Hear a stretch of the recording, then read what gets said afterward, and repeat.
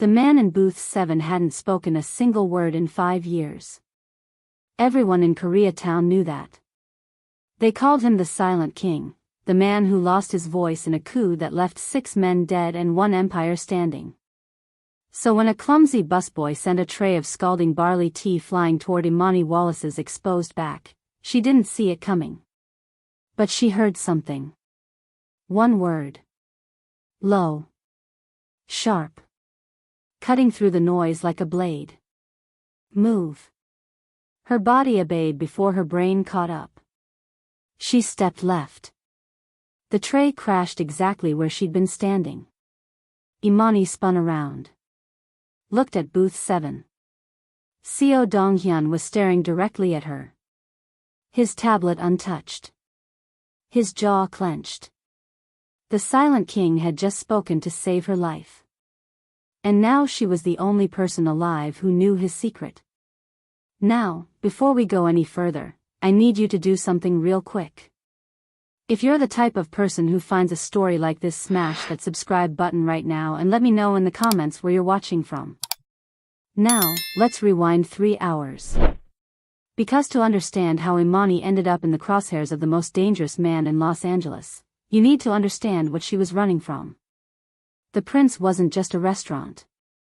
It was a time capsule. Red vinyl booths curved like half-moons around circular tables. Dim lighting cast everything in a ruby glow, turning even the most ordinary customers into characters in some noir film. The ceiling was too high, the bar too dark, and the walls were covered in faded photographs of celebrities who probably hadn't visited since the 1970s. But that's what gave the place its charm. That, and the smell, Korean fried chicken oil mingling with expensive cologne and whiskey. It was the kind of place where the rich came to feel gritty and the working class came to feel fancy. At least, that's how Imani Wallace had explained it to her grandmother when she'd first gotten the job 8 months ago. "Table 9 needs water," Rita, the hostess, mumbled as she passed. Imani nodded, swallowing a yawn. Double shifts were killing her. The orthopedic insoles in her shoes had compressed to useless pancakes hours ago, and her lower back felt like someone had taken a baseball bat to it. But her face showed none of that, just professional politeness as she filled a glass pitcher with ice water. She felt her phone buzz in her apron pocket.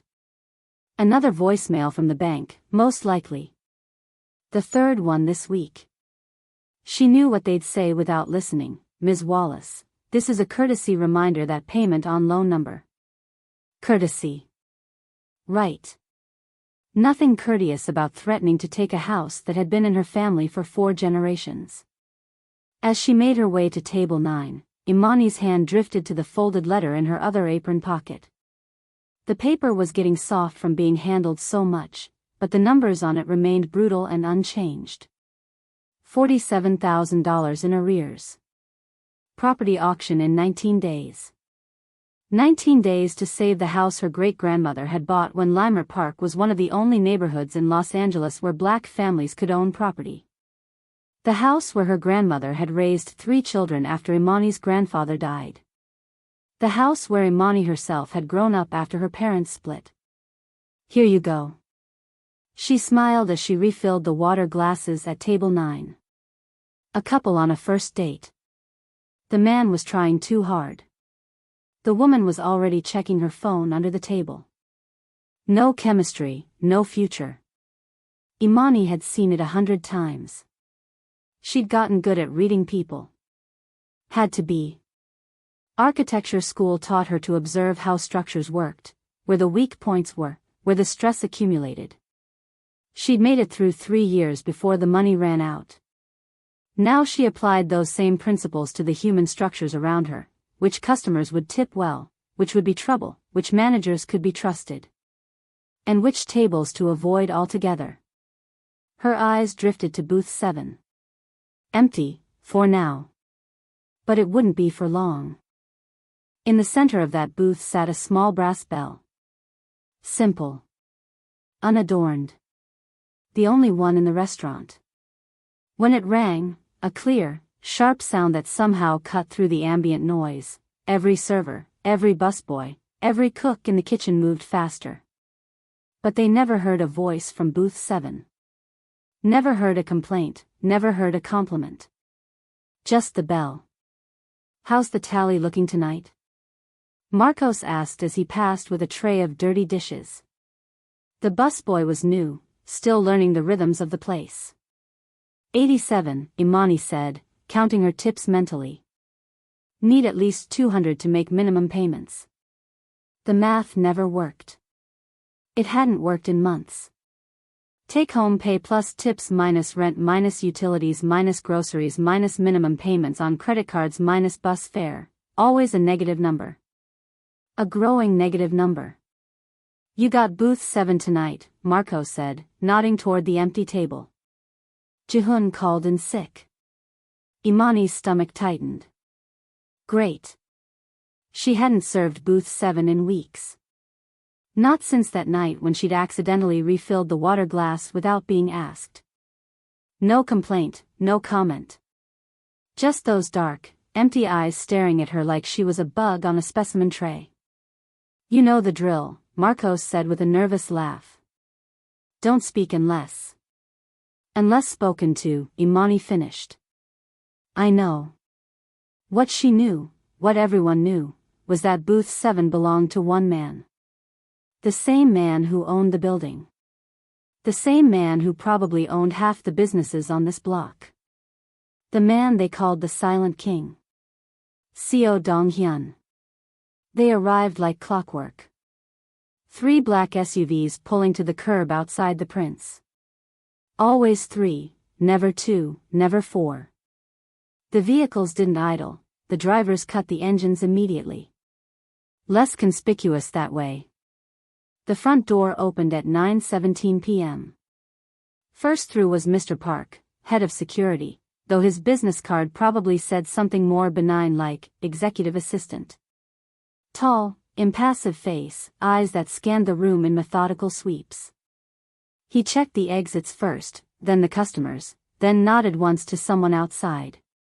Everyone pretended not to watch. Everyone failed. Seo Dong-hyun entered like a ghost. No grand entrance, no flourish. He simply materialized in the doorway, then moved with quiet precision to booth 7. He wore simple clothes, dark jeans, a charcoal sweater, a black overcoat, but Imani had worked in retail before. She recognized the discreet quality that only came with 4-figure price tags. Not flashy. Just expensive. He never looked around. Never acknowledged the way conversations dimmed as he passed.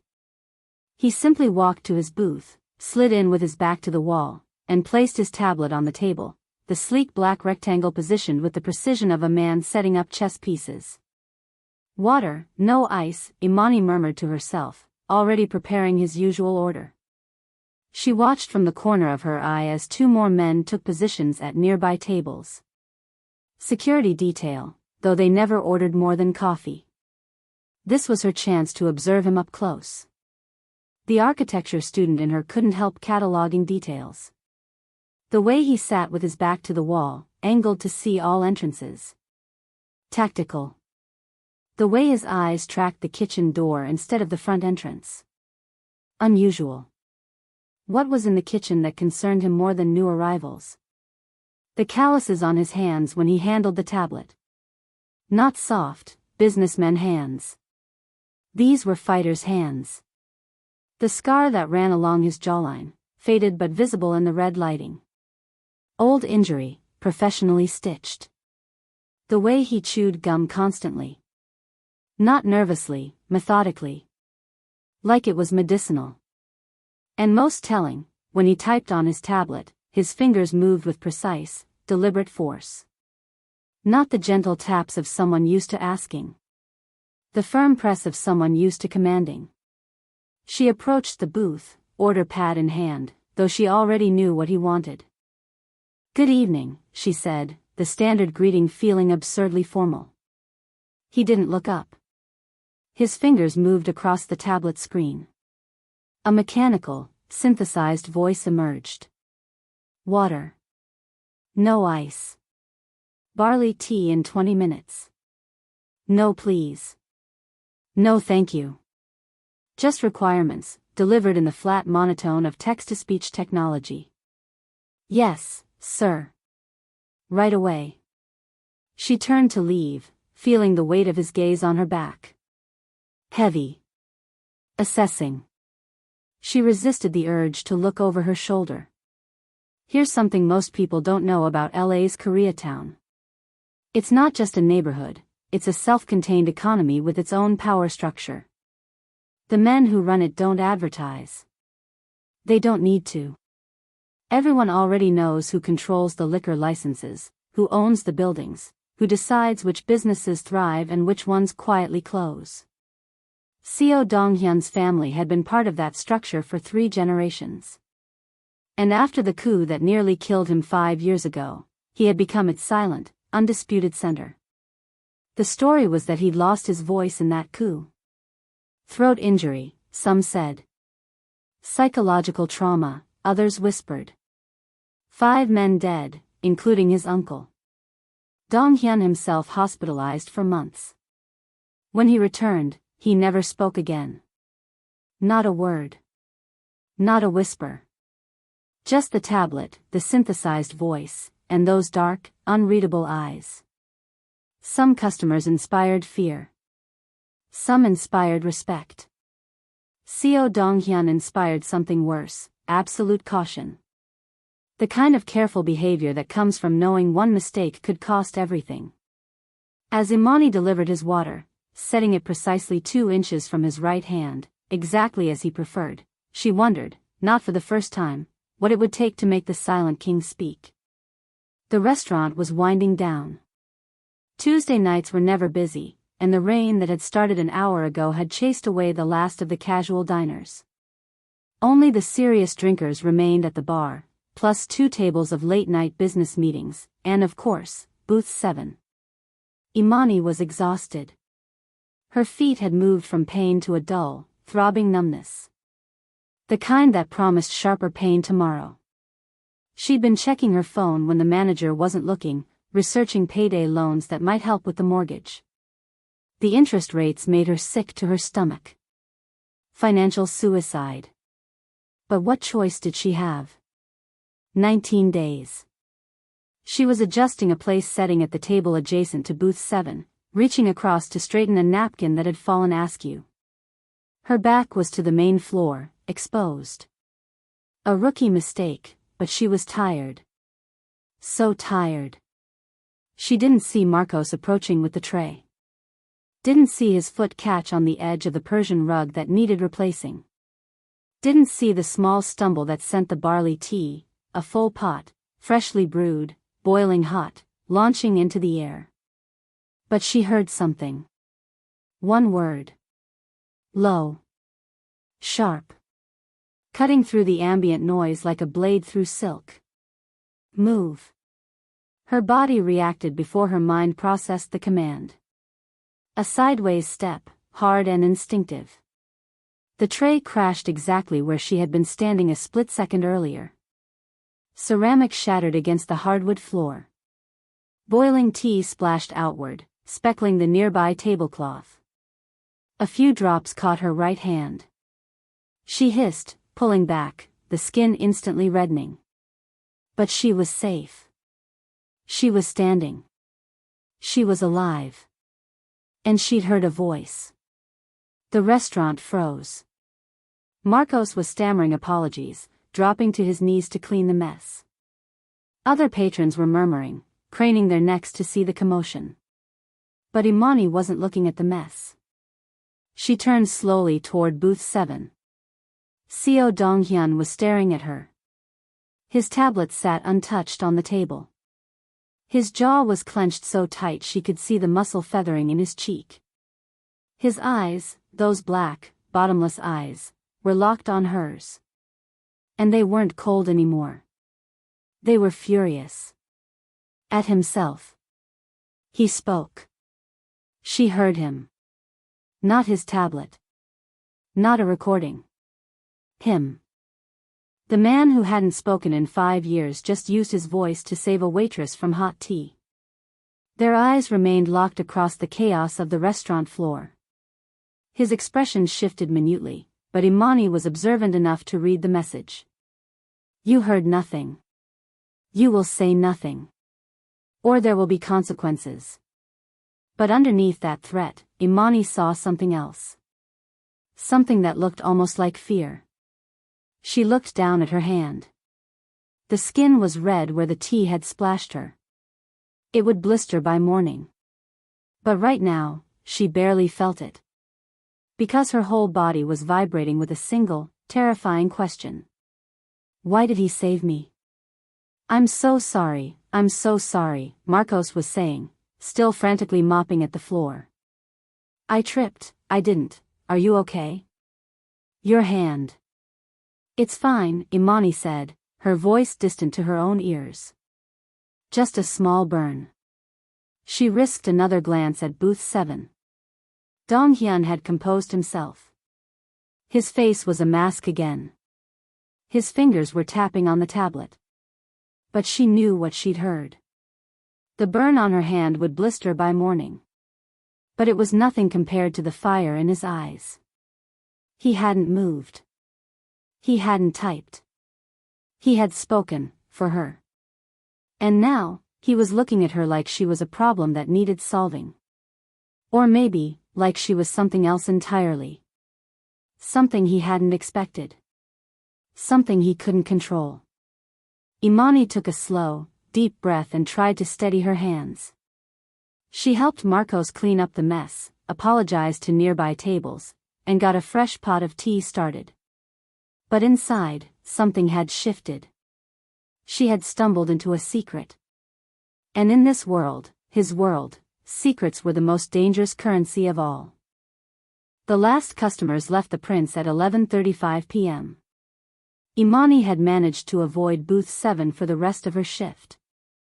She'd sent Marcos with the fresh tea, claiming she needed to tend to her burn. A small lie that felt enormous under Dong-hyun's watchful gaze. She'd caught him looking at her twice more before he left, quick, assessing glances that made the hair on her arms stand up. When he finally departed at 11:20, she'd felt her shoulders drop an inch. The entire restaurant seemed to exhale with her. You look like you saw a ghost, Rita said, counting out the register drawer beside her. Just tired, Imani replied. She wasn't about to tell anyone what she'd heard. Even thinking about it made her palms sweat. She clocked out at 11:48 p.m., her time card making a dull thunk in the ancient punch machine. $112 in tips, better than she'd expected, but nowhere near enough. She grabbed her phone from the staff room where it had been charging, slid it into her jacket pocket, and headed for the back exit. The employee parking lot was poorly lit, a narrow strip of cracked asphalt between the restaurant and the neighboring liquor store. Puddles from the earlier rain reflected the single security light, creating odd shadows between the cars. Her 2009 Honda Civic sat at the far end, dented but reliable. Imani checked over her shoulder once. Twice. 3 times as she crossed the lot. Nothing but empty cars and the distant rumble of traffic on Western Avenue. Still, her steps quickened. The sensation of being watched clung to her skin like damp clothing. She reached her car, fumbled with her keys, and unlocked the driver's side door. The interior light flickered on, dim, needing a new bulb. She slid into the seat quickly, pulled the door closed, and locked it with a sharp click that seemed unnaturally loud in the quiet lot. Safe. She exhaled slowly, resting her forehead against the steering wheel for a moment. Her right hand throbbed where the tea had splashed her. She should put some aloe on it when she got home. Home. All she wanted was to crawl into bed and forget this night had happened. Forget the words she'd heard. Forget those dark eyes locked on hers. She put the key in the ignition, turned it, and the Civic came to life with its familiar rattling idle. The sound had worried her when it first started 3 months ago, but the mechanic had quoted $800 to fix it. So now it was just another part of her car's personality. Imani adjusted her rearview mirror. And her heart stopped. Seo Donghyun sat in her back seat. His face was half-shadowed, but there was no mistaking him. He was looking directly at her in the mirror, his expression calm. Almost bored. She hadn't checked the back seat. A lifetime of her grandmother's warnings, always check your back seat, Imani, and she'd forgotten the one time it mattered. Her hand went for the door handle. Before she could grasp it, she heard a soft electronic click. The child locks. Engaged. Drive, Miss Wallace, he said. His voice was low, smooth. Not scratchy from disuse. Not damaged. Just carefully controlled, like everything else about him. Her hands gripped the steering wheel until her knuckles went white. How do you know my name? A pause. The faint blue glow from his tablet illuminated his face from below. His fingers moved across the screen. The robotic voice that emerged contrasted sharply with the real voice she'd just heard. I know everything about you. I didn't see anything, she lied, the words tumbling out. I didn't hear. He didn't type. He just looked at her in the mirror, one eyebrow raised slightly. Then, his real voice again. We both know that's not true. Imani's mind raced through her options. Scream. The parking lot was empty. Run. The doors were locked. Fight. The man behind her had survived an assassination attempt that killed 6 people. Her odds weren't good. What do you want? She finally asked, impressed by how steady her voice sounded despite the terror flooding her system. Drive, he repeated, gesturing toward the exit. Take Olympic West. She put the car in reverse, her hands shaking slightly. As she pulled out onto the street, she glanced in the mirror again. He was texting someone on a different phone, not the tablet. His face gave away nothing. I swear I won't tell anyone, she tried. What happened at the restaurant? It's none of my business. Correct, he said, not looking up from his phone. Turn right at the next light. The streets of Koreatown slid by, neon signs blurring through the light rain that had started again. Imani noticed he was directing her away from main thoroughfares, taking side streets with fewer traffic cameras. Her brain catalogued this fact along with a growing list of terrifying observations. He knew her name. He knew which car was hers. He knew how to wait for her. And he was taking her, where, exactly? Where are we going? She asked, trying to keep the tremor from her voice. You'll see.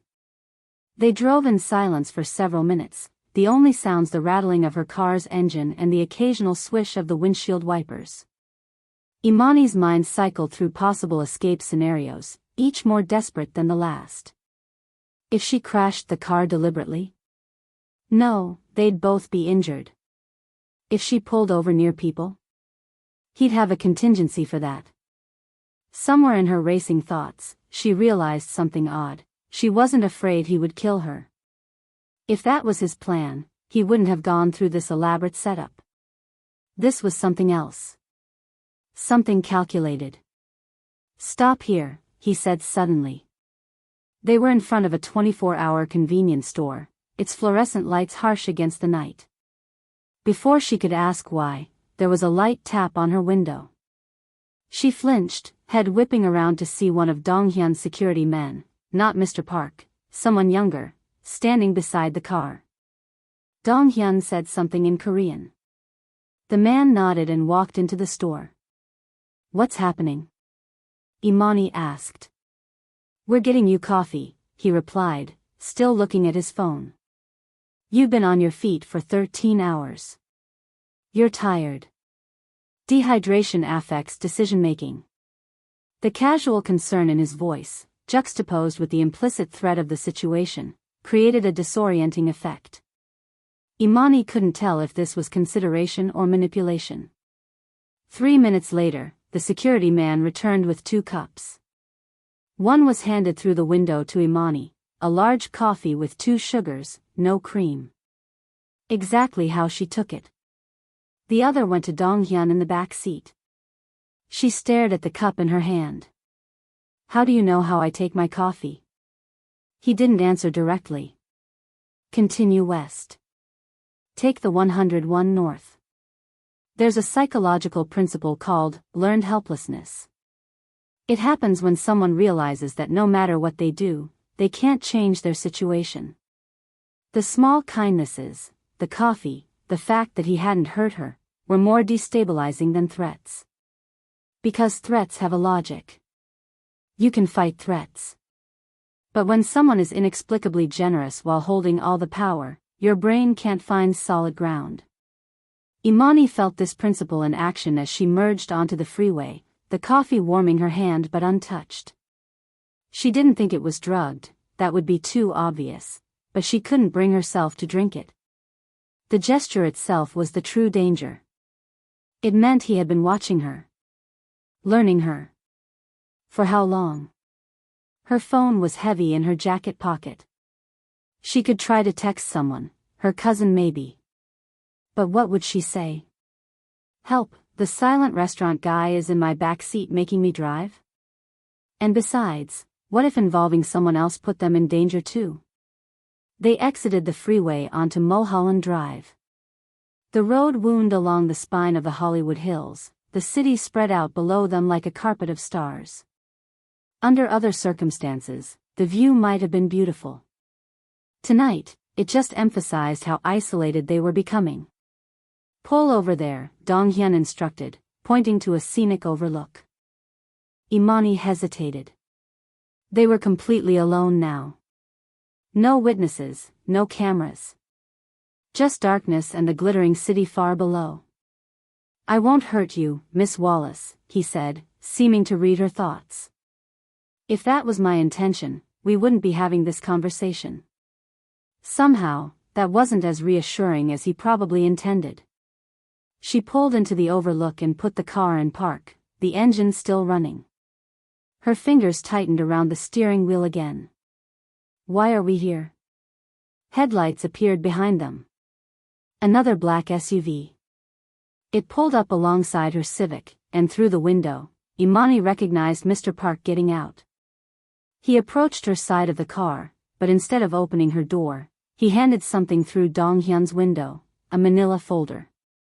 Then he retreated to the SUV without a word. Dong-hyun opened the folder in the back seat.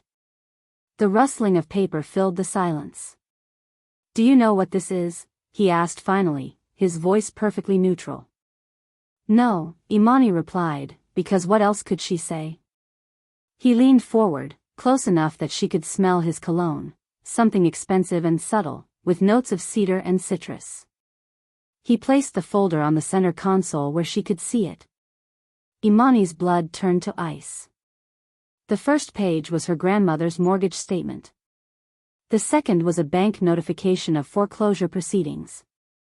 The third was a receipt for $47,000, the exact amount of the arrears, dated today. And the fourth was a transfer document showing new ownership of the loan. The name on the document, CO Holdings LLC. You. She couldn't finish the sentence. Her lips felt numb. I don't pay off debts, Miss Wallace, he said, his voice dropping lower. I acquire assets. She finally looked at him directly, turning in her seat to face him. You bought my grandmother's house? I bought the debt attached to it, he corrected. Which means I own the obligation. And the obligation is tied to you. Imani felt something tear inside her chest, hope, maybe. Or dignity. Or both. What do you want? He reached back into the folder and extracted a thicker document. A contract, she realized. The paper was heavy, expensive. The kind of paper used for things that matter. Your silence, for one thing, he said. What you heard tonight doesn't leave this car. I already told you I wouldn't tell anyone. Words are cheap, Miss Wallace. Binding agreements have value. He handed her the contract. It was at least 15 pages long, with sections highlighted for signatures. She flipped through it, catching phrases like non-disclosure agreement and terms of employment and residential requirements. I don't understand, she said. It's simple. You will come work for me. Not as a waitress. As a personal attendant during confidential meetings at my residence. You will live in the guest house on my property. You will observe and remain silent. For each month of satisfactory service, $5,000 will be deducted from the principal of your grandmother's loan. Imani did the quick math. That's almost a year. 10 months, to be precise. Her mind reeled. Live with him? Work for him? Be trapped in his world for nearly a year? And if I refuse? He looked out the window at the city spread below them, millions of lights that suddenly seemed very far away. Then I sell the debt to people who collect differently than banks. A beat of silence filled the car. I'm not threatening you, Miss Wallace, he added, though the statement itself was absolutely a threat. I'm explaining logistics. Imani stared at the contract in her hands. The weight of the paper suddenly seemed enormous. Why me? Because I heard you speak. There have to be 100 professional assistants who would. Professional assistants talk, he cut her off. They have social media. They have friends in the industry. They have ambitions and connections. You have one thing, a grandmother's house. That makes you reliable. It was so coldly logical that Imani couldn't even be offended. He'd calculated her value down to the dollar, and that value was exactly $47,000. You want me to sign this now? She asked. He produced an expensive fountain pen from his jacket pocket. Yes. And if I do, my grandmother keeps her house? As long as you fulfill your obligations, yes. What exactly would I be doing? These confidential meetings, are they illegal? For the first time, something like amusement flickered across his face. I run legitimate businesses, Miss Wallace. What makes them complicated is not their legality, but the people involved. That wasn't really an answer, but Imani sensed she wouldn't get a clearer one. She scanned the contract more carefully. The terms were exactly as he'd laid out: residence in his guest house, attendance at private dinners and meetings, absolute confidentiality about anything she saw or heard. The debt would be reduced monthly. If she broke the NDA, the entire debt would be reinstated with interest, and she would be considered a security liability, whatever that meant. 10 months. 10 months of her life in exchange for her grandmother's house. 10 months under the control of a man who had tracked down her car, researched her coffee preference, and purchased her family's debt in the span of a few hours. And if I say no? He looked out the window at the city again. Then I sell the debt to people who collect differently than banks. A beat of silence. I'm not threatening you, Miss Wallace. I'm explaining logistics. She took a deep breath, then another. She thought about her grandmother, who had worked 3 jobs to raise her after her parents split. Who had taken out a second mortgage to help Imani pay for architecture school. Who had never once complained, even when the payments became impossible. Imani uncapped the pen. She signed. Black ink on white paper. The contract felt heavy in her hands as she passed it back to him. He examined her signature, then placed the contract carefully back in the folder. You start tomorrow. Mr. Park will collect you at noon. With that, he opened the door and stepped out into the night. The cool air rushed in, making Imani realize how stuffy the car had become. She watched him walk to the waiting SUV, his silhouette sharp against the city lights below. He didn't look back. The SUV pulled away, leaving her alone at the overlook. The engine of her Civic continued its rattling idle, the only sound other than her own too fast breathing. She sat there for a long time, staring at her trembling hands on the steering wheel. The burn on her right hand throbbed in rhythm with her pulse. She had walked into the Prince as a waitress with a debt. She was leaving as something else. An employee. An asset. A prisoner who would sleep in a gilded cage. And as she watched his silhouette disappear into the black SUV, she made a silent promise. She would find out why he was hiding his voice. And then she would use it to get free. Imani's apartment wasn't much, but it was hers. 1 bedroom, 600 square feet in a 1950s building in Leimert Park. The kitchen was barely big enough for a mini fridge and a 2-burner stove. The bathroom sink dripped no matter how many times she replaced the washer. The walls were thin enough that she could identify her neighbors by their footsteps. But it was clean. Organized. Even with 3 architectural textbooks stacked by her bed and a drafting table crammed into the corner of the living room, there was a sense of order. Control. She stood in the center of the room at exactly noon, a single suitcase open on her bed. The same suitcase she'd packed 3 years ago when she withdrew from Cal Poly's architecture program. Now she was packing it again, for another exit she hadn't chosen. Clothes. Toiletries. Her sketchpad and pencils. A framed photo of her grandmother. The essentials of a life temporarily suspended. Her phone buzzed. Not a text from Mr. Park saying he'd arrived, that would come soon enough, but a call from the one person she wasn't ready to face. Grandma Wallace, the screen displayed. Imani took a deep breath and answered. "Hey, Grandma. There you are. I've been trying to reach you since last night. Did you get my message?" Imani sat on the edge of the bed, her free hand absently touching the burn on her right palm. It had blistered overnight, just as she'd expected. "Sorry, I had a late shift." "What's up?" "The bank called." Her grandmother's voice trembled slightly. "Imani, they said the mortgage is current. All caught up. They said someone bought the debt. Do you know anything about this?" Imani closed her eyes. Here it was. The first lie of many. "Yeah, actually, that's what I was going to tell you. I got a new job. A good one. A job that pays $47,000.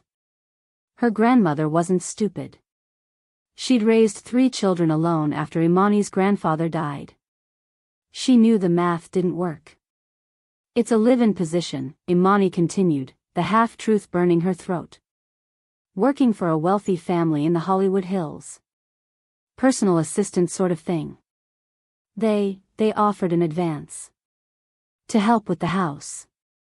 Silence on the other end. "Then, what kind of wealthy family needs a waitress as a personal assistant?" "I'm not going as a waitress, Grandma. The owner comes into the prince. He found out I studied architecture. They're renovating some properties. Each lie built on the previous one, a house of cards she knew would eventually collapse. And they just offered you money? For a house they don't know about? For a grandmother they've never met?" I explained the situation. They were generous. Imani swallowed hard. "It's a good opportunity. 10 months guaranteed work, room and board included. I can save almost everything I make." Another silence. Longer this time. "Imani Joy Wallace," her grandmother said finally, using all 3 names, never a good sign. "Are you in some kind of trouble?" "No, Grandma. I promise. This is legitimate work. The pay is good. And now you don't have to worry about the house." "I don't care about the house if it means losing you," her grandmother said softly. The words hit Imani like a physical blow. "You're not losing me. It's just a job. A really good one that came at exactly the right time." Her phone pinged with an incoming text. She pulled it away from her ear long enough to see the message. Outside. Black SUV. Park. "I have to go, Grandma. They're picking me up. I'll call you tomorrow, okay? I love you. I love you too, baby. But remember what I always told you. If something seems too good to be true, it probably is, Imani finished. I know. But sometimes good things just happen. That lie hurt worst of all. Financial coercion doesn't always look like a man with a weapon. Sometimes it looks like a folder full of paperwork and a choice between bad and worse. Economists call it constraint-based decision-making. When all your options are controlled by someone else, the illusion of choice becomes a form of control. Imani chose to sign. But the architecture of that choice was designed by someone else. Mr. Park was waiting beside the SUV when Imani emerged from her building. He was tall, at least 6'2", with the rigid posture of someone with military training. His face remained perfectly neutral as he took her suitcase and placed it in the trunk. "Ms. Wallace," he said, opening the rear passenger door. She was relieved to find the back seat empty. After last night, she half expected to find Dong-hyun waiting for her again. Instead, there was just the smell of new leather and the faint scent of the same cedar and citrus cologne she'd noticed before. The drive took 40 minutes, winding from the flat grid of South LA through the congestion of Hollywood and up into the hills. The farther they climbed, the larger the houses became and the higher the walls around them grew. Until they reached one property with no visible house at all, just an imposing concrete wall, matte black security gate, and a single discreet camera. The gate slid open silently as they approached. No code entered, no button pressed. They were expected. They were watched. The compound revealed itself gradually as they drove up a curved driveway bordered by precisely trimmed hedges. It wasn't what Imani had expected. No Mediterranean mansion. No ostentatious display of wealth. Instead, 3 structures of concrete, steel, and glass emerged from the hillside like geometric outcroppings. Sharp angles and clean lines. Brutalist in philosophy but tempered by large windows that reflected the blue California sky. An architectural statement of power restrained by precision. Imani's professional eye recognized the design language immediately. Whoever had designed this place understood that true wealth didn't need to announce itself. It simply existed, confident in its own permanence. Mr. Park parked in front of the smallest of the 3 buildings. "This is the guest house," he explained, the first complete sentence he'd spoken since picking her up. "The main residence is there." He pointed to the largest structure. "And security operations are housed there." He nodded toward the 3rd building. As they got out, Imani scanned her surroundings with the careful attention of someone mapping escape routes. The property was situated near the top of the hill, with a commanding view of the city below. The 3 buildings formed a rough triangle around a central garden featuring a koi pond and a small pavilion that looked Japanese in design, an unexpected touch of traditional elegance amid all the modernism. More importantly, she counted 14 visible security cameras. Probably twice that many hidden ones. The guest house was a single-story structure with floor-to-ceiling windows on the side facing the garden. Inside, it was just as minimal as the exterior: white walls, concrete floors softened by area rugs, furniture that prioritized clean lines over comfort. Mr. Park set her suitcase down in the bedroom. "This will be your quarters." A queen-sized bed with white linens. A small desk. A closet. A private bathroom visible through an open door. No clutter, no decoration, no personality. "The refrigerator is stocked," Mr. Park continued, leading her back to the small kitchen area. "If you require anything specific, make a list." Someone shops twice weekly. Imani opened the refrigerator, surprised to find it filled with familiar brands. Almond milk, not regular. Sparkling water, not still. Cold brew coffee, not instant. Again, the unsettling sense that she'd been studied. "There is a landline." He pointed to a phone on the kitchen counter. "You may make calls, but the number is recorded. Your cell phone will work, but reception is inconsistent due to the hillside." Translation: we'll be monitoring your communications. Your schedule. He handed her a printed page. Meal times, availability windows, restricted areas. Imani scanned the document. Breakfast alone at the guest house. Free time, between 1 o'clock and 5 p.m., though she suspected free was a relative term. Dinner service at 7 o'clock. Curfew, though they didn't call it that, at 10 p.m., when she was expected to return to the guest house. Dinner service tonight is formal, Mr. Park added. Appropriate attire has been provided. He gestured toward the closet. Mr. Seo will brief you on your specific duties at 6:30. Mr. Seo? Dong-hyun, he clarified, his tone revealing nothing about what he thought of his employer. Is there anything else I should know? Imani asked, trying to sound more confident than she felt. Mr. Park considered her for a moment, his expression unreadable. The walls here are not as thick as they appear, he said finally. And Mr. Seo values loyalty above all else. Before she could decipher what that meant, he was gone, the door clicking shut behind him. Imani stood alone in the silent guest house, the weight of her new reality settling over her like a heavy blanket. She walked to the window, staring out at the garden and the city beyond.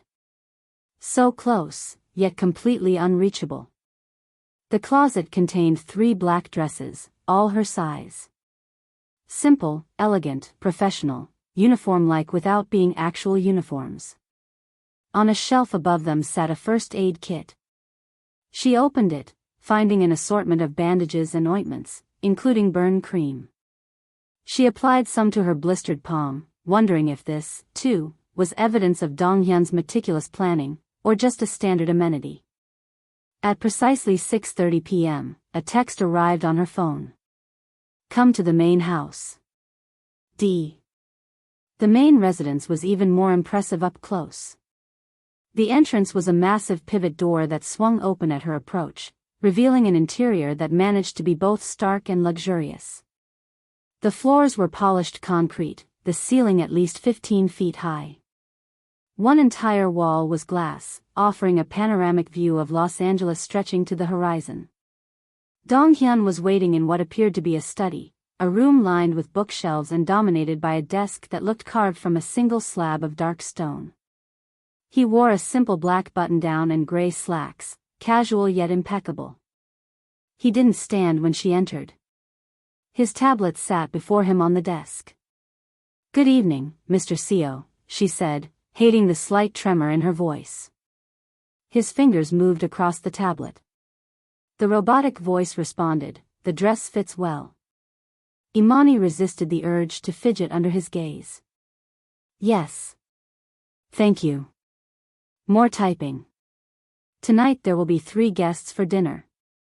My head of security, my lieutenant, and my brother. You will serve, refill drinks, and remain silent unless addressed directly. Observe everything. Remember everything. We will discuss your observations afterward. What exactly am I looking for? She asked. He considered her for a moment, then typed, inconsistencies. Before she could ask what that meant, he stood and walked past her toward the door. Up close, she was again struck by the physical presence he commanded, tall, broad-shouldered, moving with the controlled economy of someone who knew exactly how much space he occupied. It was hard to imagine him as vulnerable or wounded, despite the story of the coup that had supposedly robbed him of his voice. The dining room was dominated by a long glass table that seemed to float above the floor on thin metal legs. Floor-to-ceiling windows showcased the city lights now twinkling in the dusk. The table was set for 4, with Imani recognizing the distinctive place setting for Dong-hyun, chopstick slightly higher than the others, water glass positioned precisely 2 inches from the right edge of the placemat. She took her position near the kitchen door as the guests arrived one by one. Mr. Park she already knew. He nodded to her once, then took his seat. Next came a younger man, perhaps 30, with an easy smile that didn't quite reach his eyes. Ah, the new assistant, he said, looking Imani up and down. Minjun, lieutenant and general problem solver. He offered his hand, which she shook briefly. Finally, the brother arrived. Seo Jun Seo was leaner than Dong Hyun, more angular, with the same dark eyes but none of the intensity. Where Dong Hyun's presence filled a room, Jun Seo seemed to navigate its edges. My brother's latest project, Jun Seo said by way of greeting, his smile polite but cool. I hope you find the accommodations satisfactory. Dinner proceeded with mechanical precision. Imani served the courses prepared by an unseen chef, filled water glasses, poured wine. All the while, she watched and listened, just as instructed. The conversation flowed around various business matters, property acquisitions, permit issues, personnel changes. Dong Hyun communicated through his tablet and occasional hand gestures that Jun Seo interpreted for the others. It was during the main course that Imani noticed something odd. Dong Hyun made a series of quick hand motions, then typed something on his tablet. Jun Seo nodded, then said to the others, my brother says the Busan shipment should proceed as scheduled next week. But as Imani refilled Dong Hyun's water glass, she caught a glimpse of the tablet screen. What he had actually typed was, the Busan meeting needs to be rescheduled. Too many unknown variables. She kept her expression neutral, continuing her task without hesitation.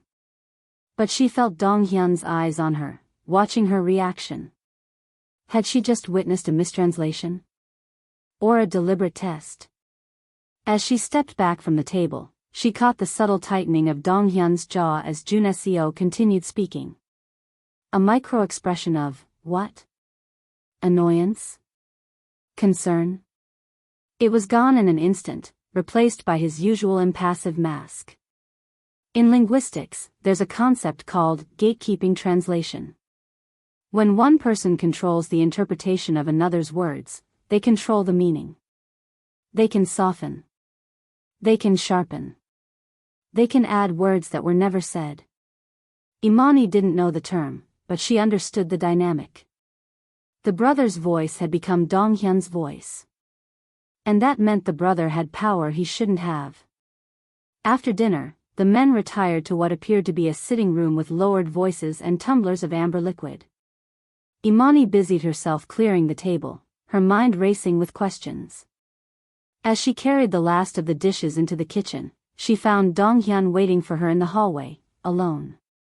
His tablet was in his hand, but he didn't type immediately.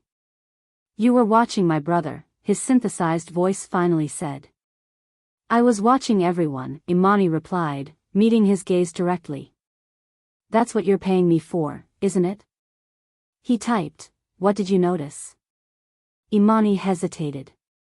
This felt like a test, but was the right answer honesty or discretion? She decided on the former. I noticed that your jaw tightens when he speaks for you. A long pause. He studied her face, searching for something. Then he typed, you are observant. I was an architecture student. We study structures. She straightened her shoulders slightly. Including the ones that don't hold up. His eyebrows rose marginally at this. He typed, why did you drop out? Because I couldn't afford to stay. She paused, then added, why do you pretend you can't speak? The question hung in the air between them, bold and dangerous. She'd violated the unspoken rule of their arrangement, that his secrets were not to be acknowledged, merely protected. He looked at her differently now. Not through her, as if she were furniture, at her, as if she were a puzzle with an unexpected solution. For the first time, Imani felt seen rather than assessed. Without typing a response, he closed the tablet and walked away.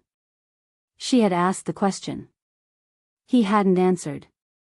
But the fact that he hadn't punished her for asking told her something. He wanted someone to ask. He wanted someone to see. And somehow, she had become that someone.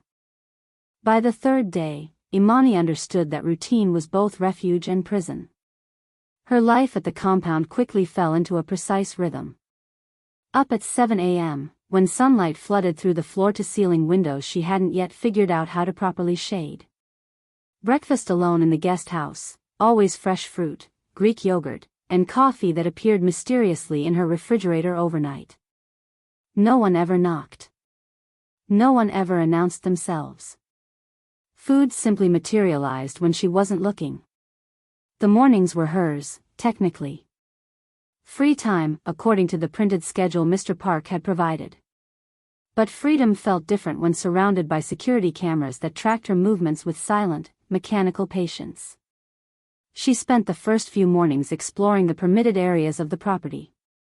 The central garden with its koi pond. The small gym attached to the guest house. The perimeter path that offered spectacular views of Los Angeles spread below. Always aware of the invisible boundaries. Always conscious of being watched. "You're settling in," Mr. Park observed on the fourth morning as she crossed paths with him near the koi pond. Not a question. An assessment. "Trying to," Imani replied, her hand unconsciously touching the burn on her palm, a habit she developed, as if the injured skin connected her to the moment everything changed. "The first week is the most difficult," he said, his usual stoicism softening marginally. "After that, it becomes routine." "How long have you worked for Mr. Seo?" 15 years. Since he was 20. Imani did the quick math. Dong Hyun was 35. Older than she'd thought, but younger than his authority suggested. And he hasn't always been. She trailed off, unsure how to phrase the question. "Silent?" Mr. Park supplied. "No. That came after." His expression closed again, signaling the end of the conversation. After. After the coup. After the violence. After whatever had happened 5 years ago that had transformed Dong Hyun from whoever he had been into the Silent King. By day 5, Imani had begun to notice the contradictions. Dong Hyun's schedule was as regimented as her own. He rose at 6 a.m., she could hear the faint sounds of activity through the walls that separated the main house from the guest quarters. He worked until midnight, taking calls on a secure line in his study. Calls she couldn't hear, but could track by the timing of the security personnel who appeared outside his office. He never ate during meals with others. The plates she cleared after business dinners were always untouched. Yet food disappeared from the kitchen at odd hours. He ate alone, after everyone left. Most telling was what she heard at 5 a.m. every morning, the rhythmic sound of weights being lifted and replaced in his private gym. Heavy weights, judging by the dull thud that resonated through the walls. For a man who ran a criminal empire from a tablet, he was remarkably fit. His hands were calloused, she'd noticed this at the Prince, but now she understood why. He trained. Constantly. Methodically. Those weren't the hands of a wounded man. They were the hands of someone preparing for something. He wasn't weak. He was performing weakness. The question that kept her awake at night, staring at the ceiling of the guest house: why would a man at the top of his empire pretend to be diminished? On the evening of day 7, she served another business dinner. For men she hadn't seen before, speaking primarily in Korean. Dong Hyun communicated through his tablet and Jun Seo's translations. But now Imani watched more carefully, noting the subtle tightening of Dong Hyun's jaw when certain phrases were translated. The way his fingers sometimes hovered over the screen, as if considering a correction, before resuming their neutral position. After the guests left, Dong Hyun summoned her to his study. "Your observations," his tablet voice demanded. The men were nervous, Imani said. The oldest one kept touching his watch. The youngest couldn't maintain eye contact with you. He nodded slightly, encouraging her to continue. "Your brother translated most of what you typed, but not all." He added emphasis to certain points. Particularly regarding the development project on Olympic Boulevard. Dong Hyun's eyes narrowed fractionally. He typed, "You understand Korean?" "No," Imani admitted. But I understand body language. And yours changes when he translates certain things. A long pause. Then, what else? The security posture changed when the youngest man arrived. Mr. Park stationed an additional guard at the garden entrance. He doesn't trust him. Dong Hyun leaned back slightly. If she wasn't mistaken, there was a hint of approval in his expression. Continue your observations, the tablet instructed. Report only to me. As she turned to leave, he added, your burn.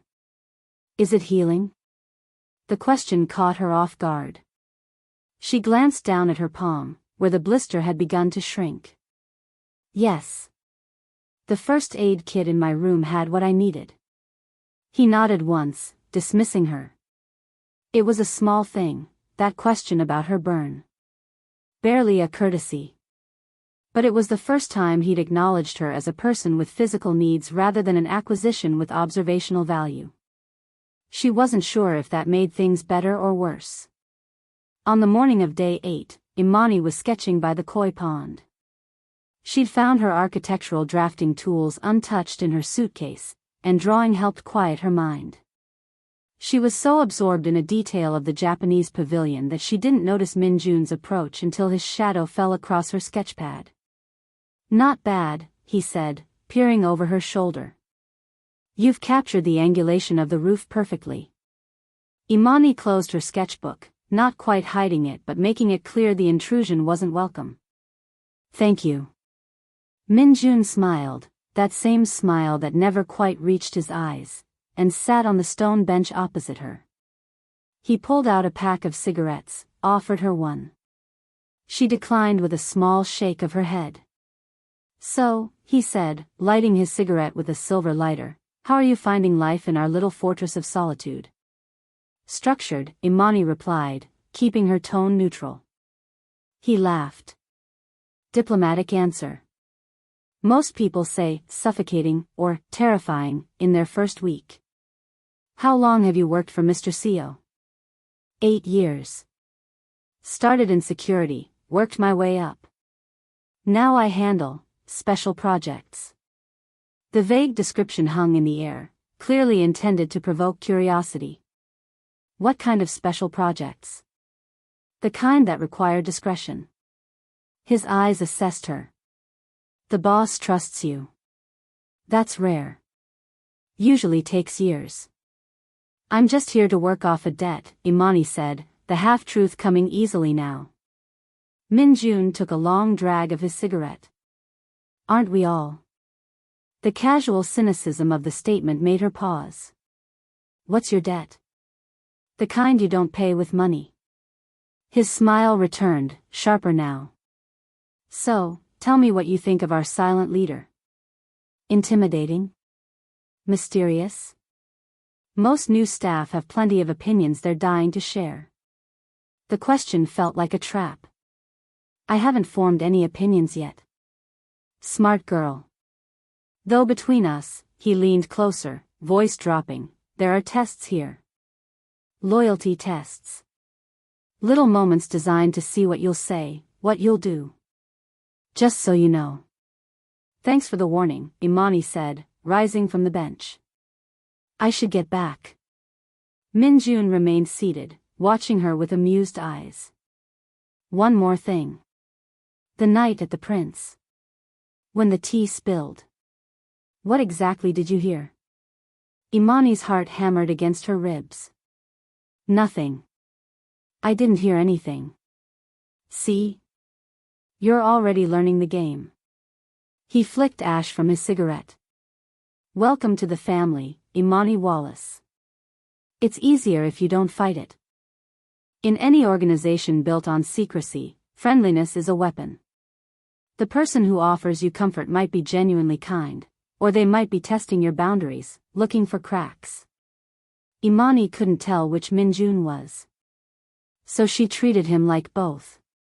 That evening, Dong Hyun was engaged in a video conference in his study. No sound, just his face on the screen, typing responses to whoever was on the other end. Imani moved quietly through the main house, gathering dishes from an earlier meeting. As she passed the kitchen, she spotted Jun Seo leaning against the counter, waiting. He straightened when he saw her. "Settling in well?" he asked, his tone professionally cordial.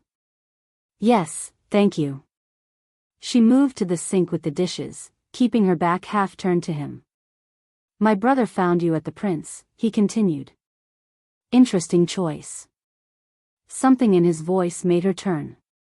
His expression was pleasant, but his eyes held the same calculation she'd seen in Dong Hyun's.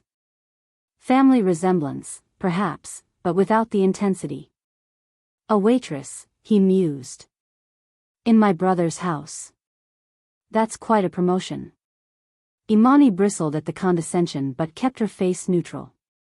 "I'm grateful for the opportunity." "I'm sure." He checked his watch. He's very particular about who he brings into his inner circle. Especially since the incident. "The coup?" Imani asked, watching his reaction carefully. A flicker of something, surprise?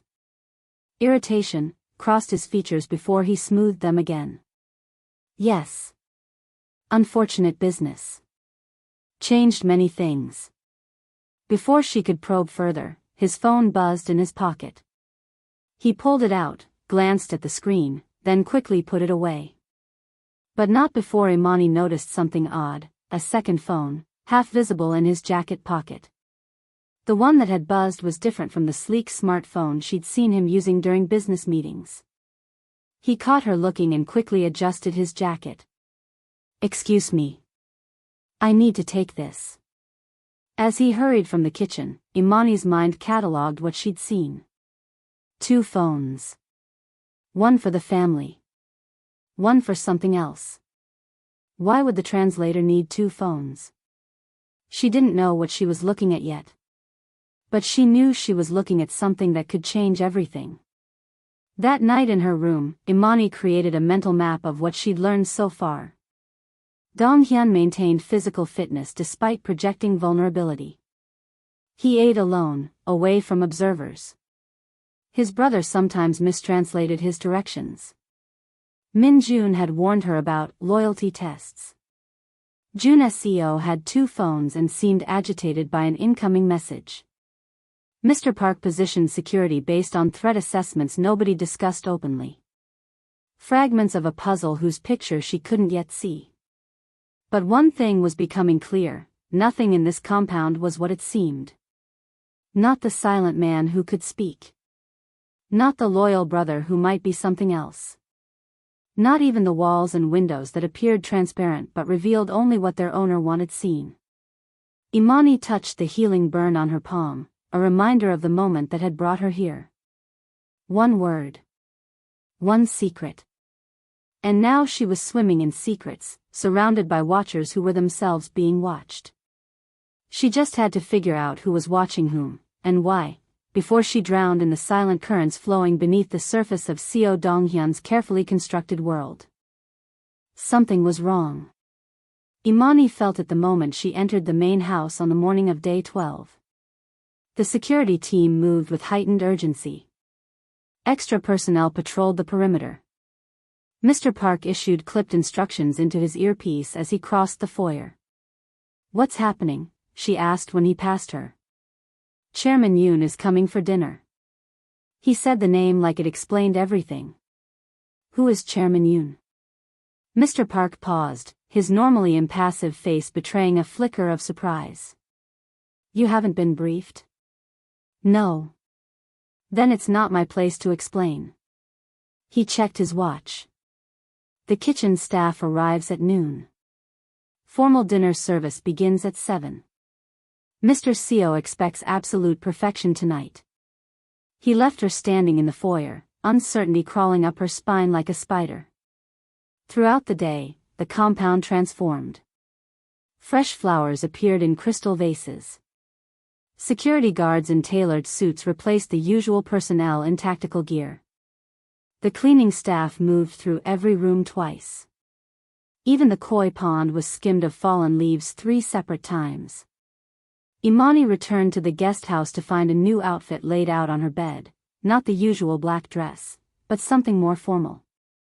A charcoal gray sheath dress with a mandarin collar, made of heavy silk that draped perfectly. Beside it sat black heels, higher than she usually wore but still manageable. A message appeared on her phone at 3 p.m. My study. Now. D. When she entered, Dong-hyun was standing by the window, back to the door, looking out over the city. Not seated behind his desk as usual. His posture was rigid, shoulders tight with tension. You wanted to see me? Imani said. He turned. His face was harder than she'd seen before, all traces of the subtle approval he'd shown recently erased. He pointed to his tablet on the desk. She read the screen. Tonight is not an ordinary dinner. Chairman Yoon controls distribution channels we need for expansion. The negotiation is delicate. You will serve and observe, nothing more. Do not speak unless spoken to directly. Do not make eye contact with the guests. Do not react to anything you hear. I understand, Imani said, feeling a chill at his cold demeanor.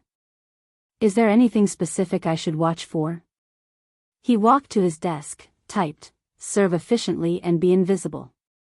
Something had changed.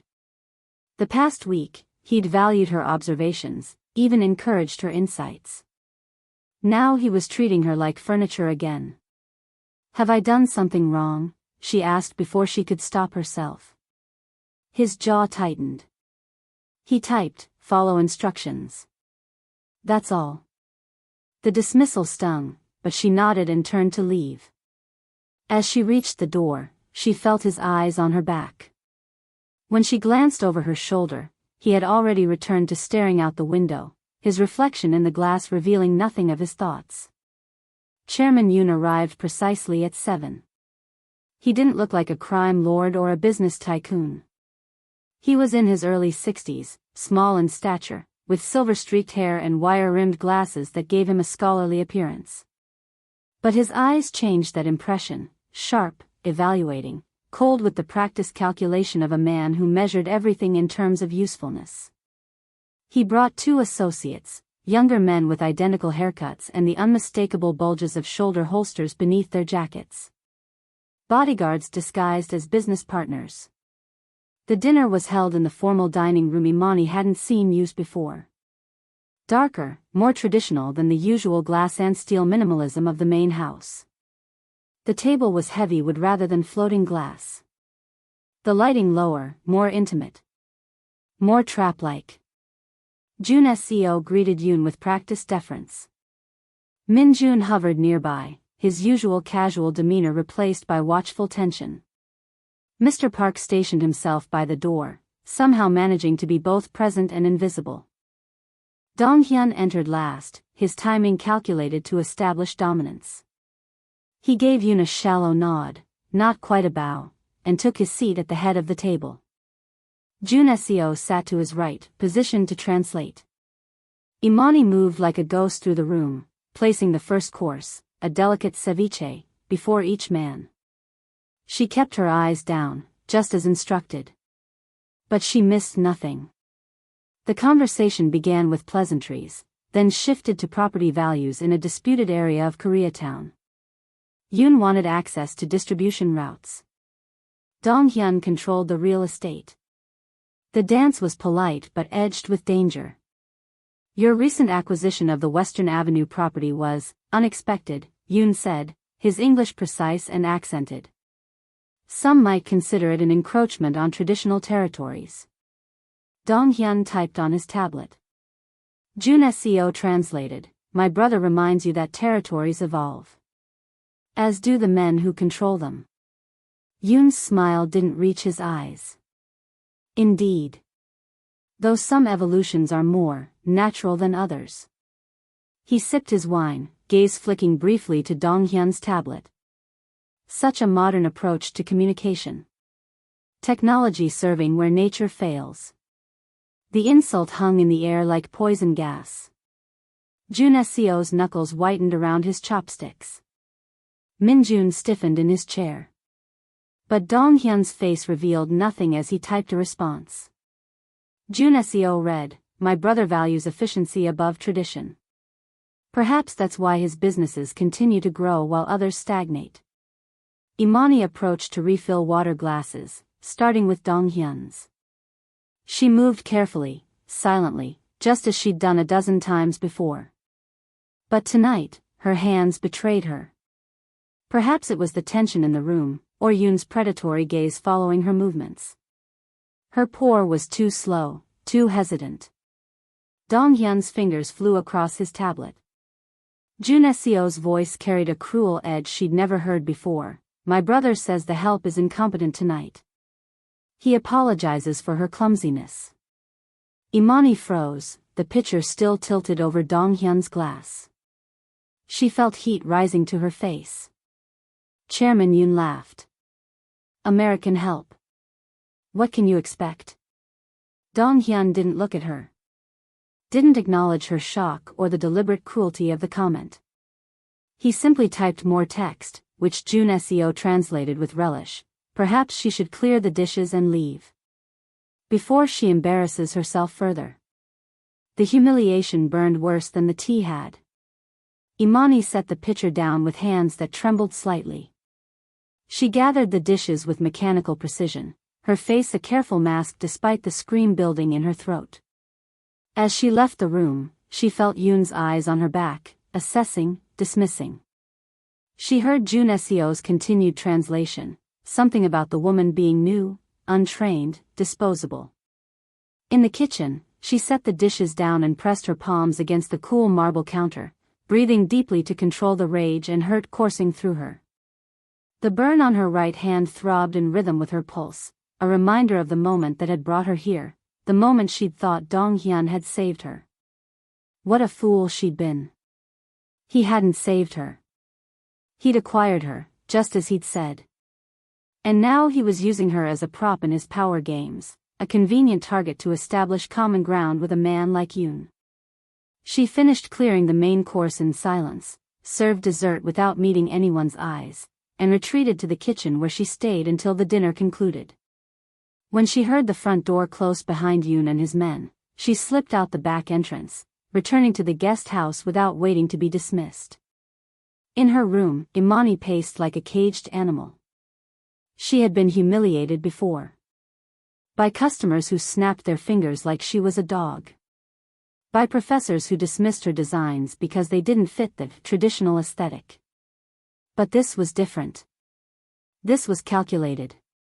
This was public. And for a reason she couldn't explain, this one hurt. She looked at the landline phone on the counter.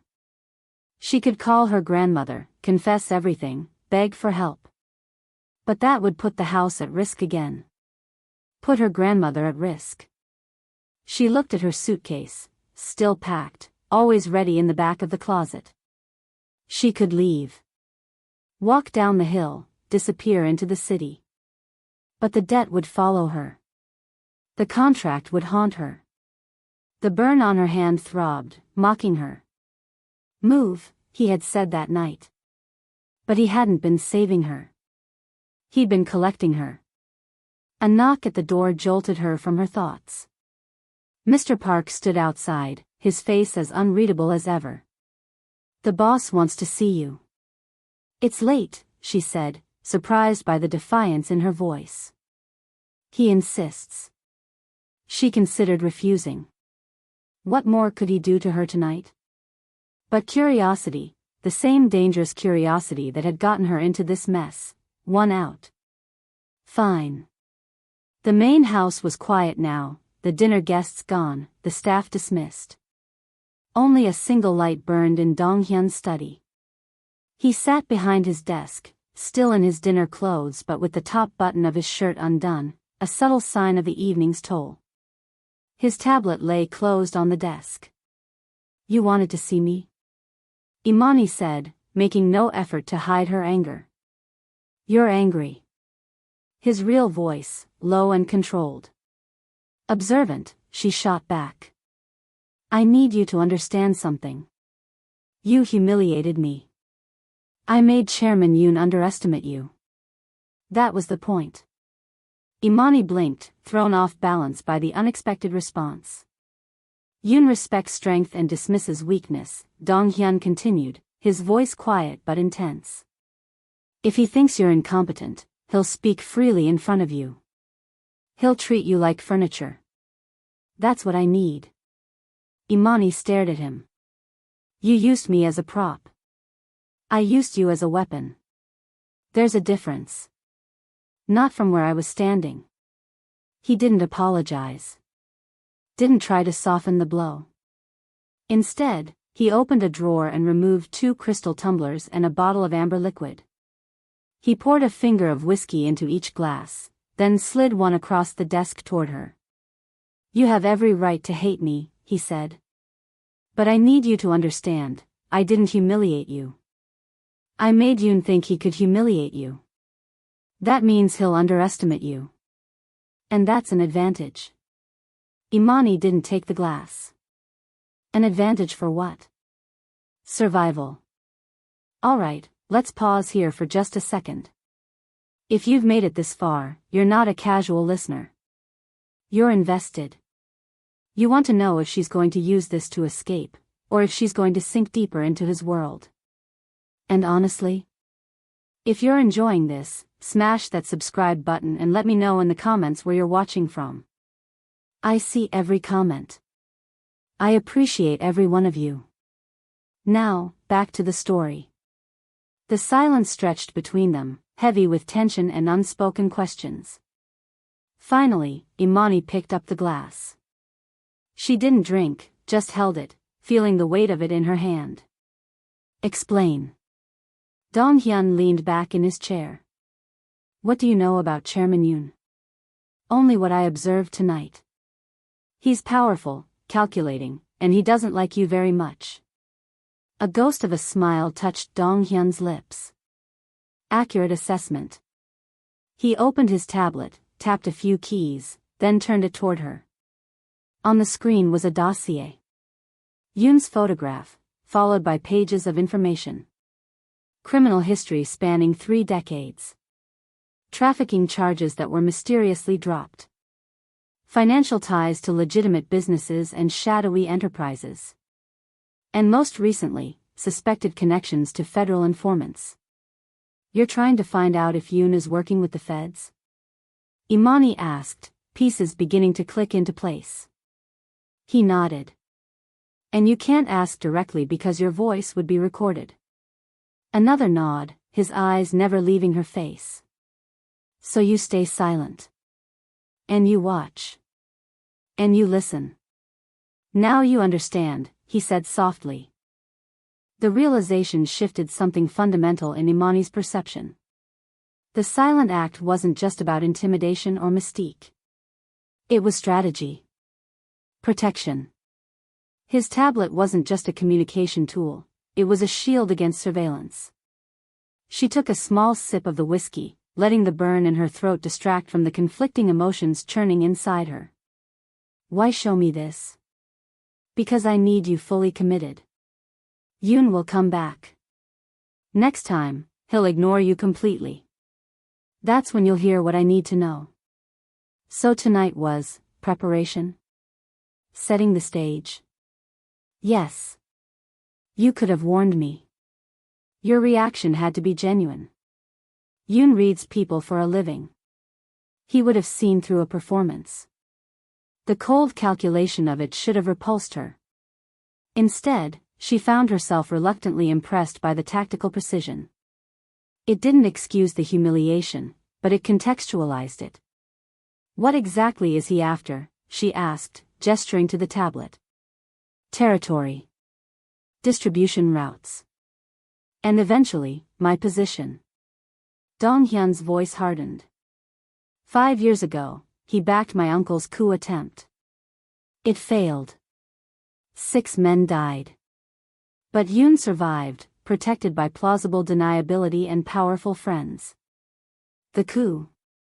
The event that had supposedly robbed him of his voice. Except his voice worked perfectly fine. Which meant, you've been playing mute for 5 years to find the people who betrayed you, she said, the pieces finally coming together.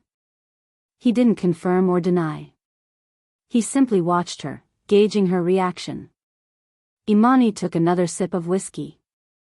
And Junesio? Your brother? Is he part of this act too? Something flickered in Donghyun's eyes, a shadow of doubt or concern. Junesio believes what everyone believes. That I haven't spoken since the attack. You don't trust your own brother?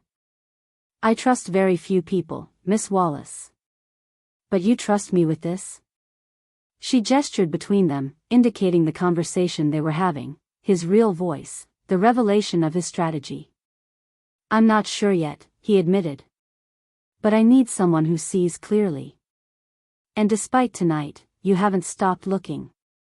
She had walked into his study hating him. She left understanding him. And that, she realized, was far more dangerous than hate. Because understanding was the first step towards something she couldn't afford. Trust. 2 days after the Yoon dinner, Imani made a decision. No more passive observation. No more waiting for information to fall into her lap. If she was going to survive in this gilded cage, if she was going to find a way out, she needed to be proactive. She needed to understand exactly what game was being played around her. And more importantly, who was playing it. Junesio's 2 phones hadn't left her mind. Nor had the mistranslations she'd caught during dinner services. If Donghyun had been faking his muteness for 5 years to smoke out traitors, the most dangerous traitor might be the very person translating his words. His own brother. Imani began tracking Junesio's movements with the methodical precision she'd once applied to architectural models. She created a mental map of his daily routine, when he arrived at the compound, usually 9:30 a.m., when he left, rarely before 8 p.m., which areas he frequented, and most importantly, when he used that second phone. She found excuses to be near him. Refilling drinks when he was in meetings. Dusting shelves near doors he passed through. Lingering in the kitchen when he came for coffee. Always watching. Always listening. By day 14, she had identified a pattern. At approximately 2 p.m. each afternoon, Junesio would walk to the southeast corner of the garden, the area farthest from security cameras, she noted, and make a call on the second phone. The conversation never lasted more than 3 minutes. He spoke in rapid Korean, too quiet and too distant for her to catch more than fragments.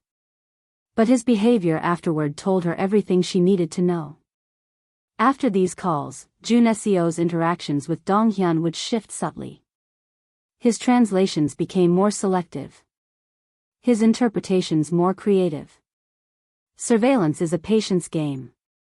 It's not about big discoveries, it's about patterns. You watch someone long enough, and their deviations from routine start to glow. Junesio thought he was being careful. But he didn't account for someone who had nothing to do but watch. On day 15, her vigilance paid off. Donghyun had called a strategy meeting regarding a territorial dispute with a rival faction. Imani was present to serve drinks and observe, as had become the norm. Minjun and 2 security captains sat around the table while Donghyun typed directives on his tablet. Junesio translated, his voice smooth and authoritative. Donghyun typed a lengthy message. Imani positioned herself to refill his water glass, angling to see the screen without being obvious. The tablet read, "Delay the Western shipment until we confirm the route is secure. Too many unknowns after Yoon's visit." Junesio nodded, then announced to the table, "My brother says proceed with the Western shipment immediately. The delay is costing us market share." Imani's hand nearly slipped on the water pitcher. It wasn't a mistranslation. It was a complete reversal. Junesio wasn't just embellishing or softening Donghyun's words, he was deliberately sabotaging his brother's directives. She kept her face neutral, continuing her task without hesitation. But inside, her heart hammered against her ribs. She just witnessed treason in real time. As she stepped back from the table, she caught Donghyun watching her. Had he seen her reaction? Did he know what his brother was doing? His expression revealed nothing, but there was tension in the set of his shoulders, the slight tightening around his eyes. The meeting continued for another 30 minutes. Imani documented 3 more significant mistranslations, each one seemingly designed to put Donghyun's operations at risk. When the men finally dispersed, she retreated to the kitchen, mind racing. She needed proof. Something concrete. Something she could show Donghyun that would confirm what she suspected.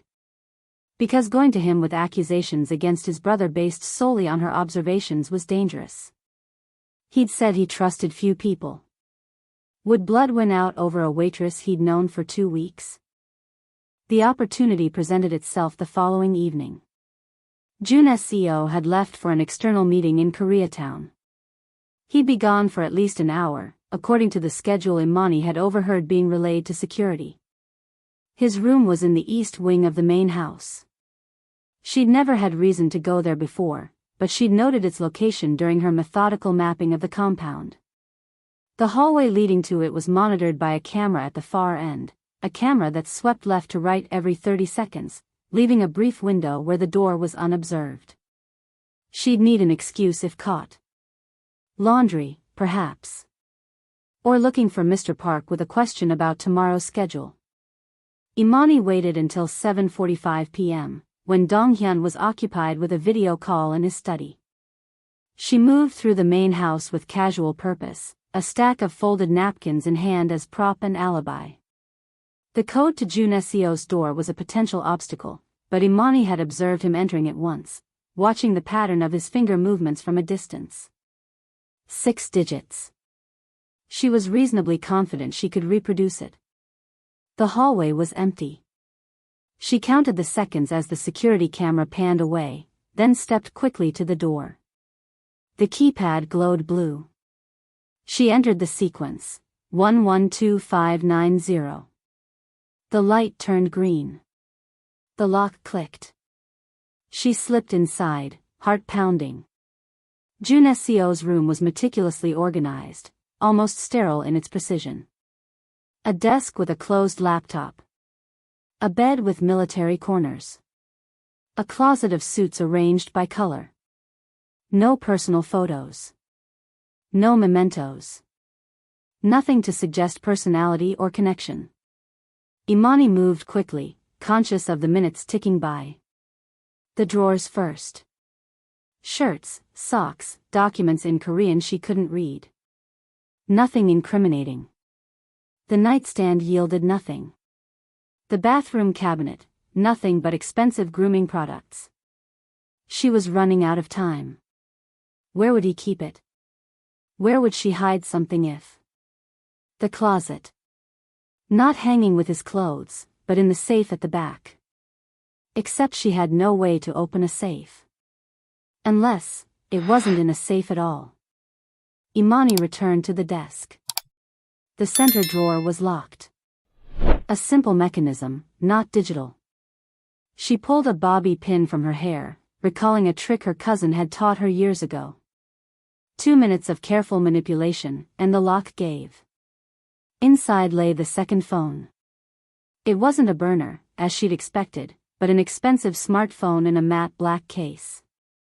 She picked it up carefully, aware that touching it was crossing a line she couldn't uncross. The screen was locked, but notifications were visible without unlocking it.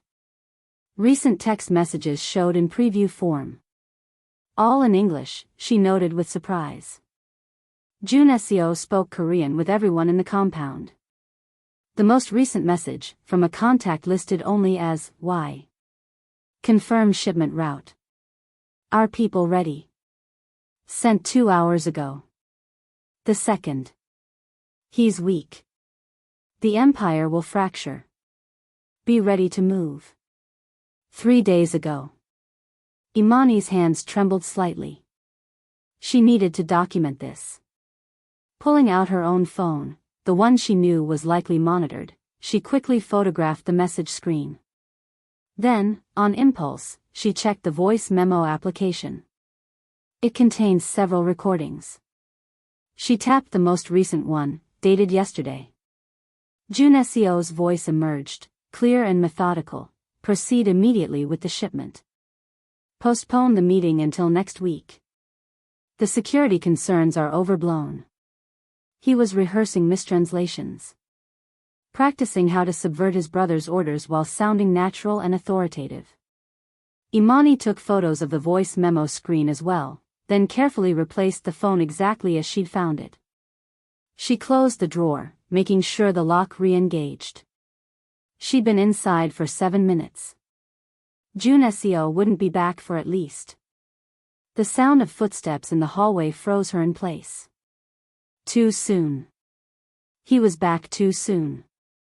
She looked frantically around the room. No adequate hiding place.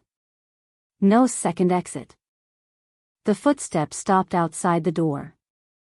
A beep as the code was entered. Imani made a split-second decision. She walked directly toward the door as it opened, as if she'd just been about to leave.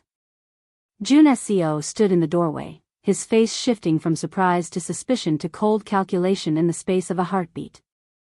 "Miss Wallace," he said, his voice dangerously soft.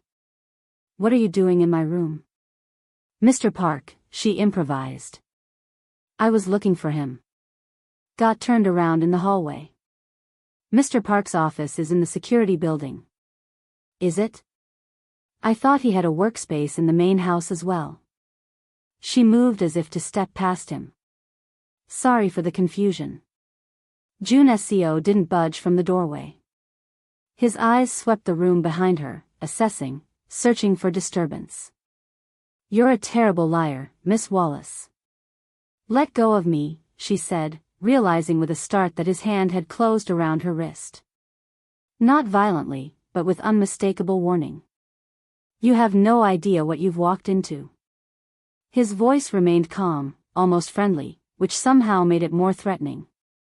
"I know you're lying to your brother," Imani said, deciding that offense might be her only defense. His grip tightened, fingers pressing into the soft skin of her wrist. "And I know you're not going to say anything. Because if you do, I'll tell him you tried to seduce me." "Who do you think he'll believe? His brother, or the waitress?" The contempt in that final word told her everything about how he saw her. Not an observer. Not an ally. Just a disposable tool, easily discarded when inconvenient. "You're hurting me," she said, keeping her voice steady. Jun Seo studied her face for a long moment, then released her wrist. "This is bigger than you understand. Stay in your lane, Miss Wallace. Serve drinks. Clean up. Do what you're paid for. Nothing more."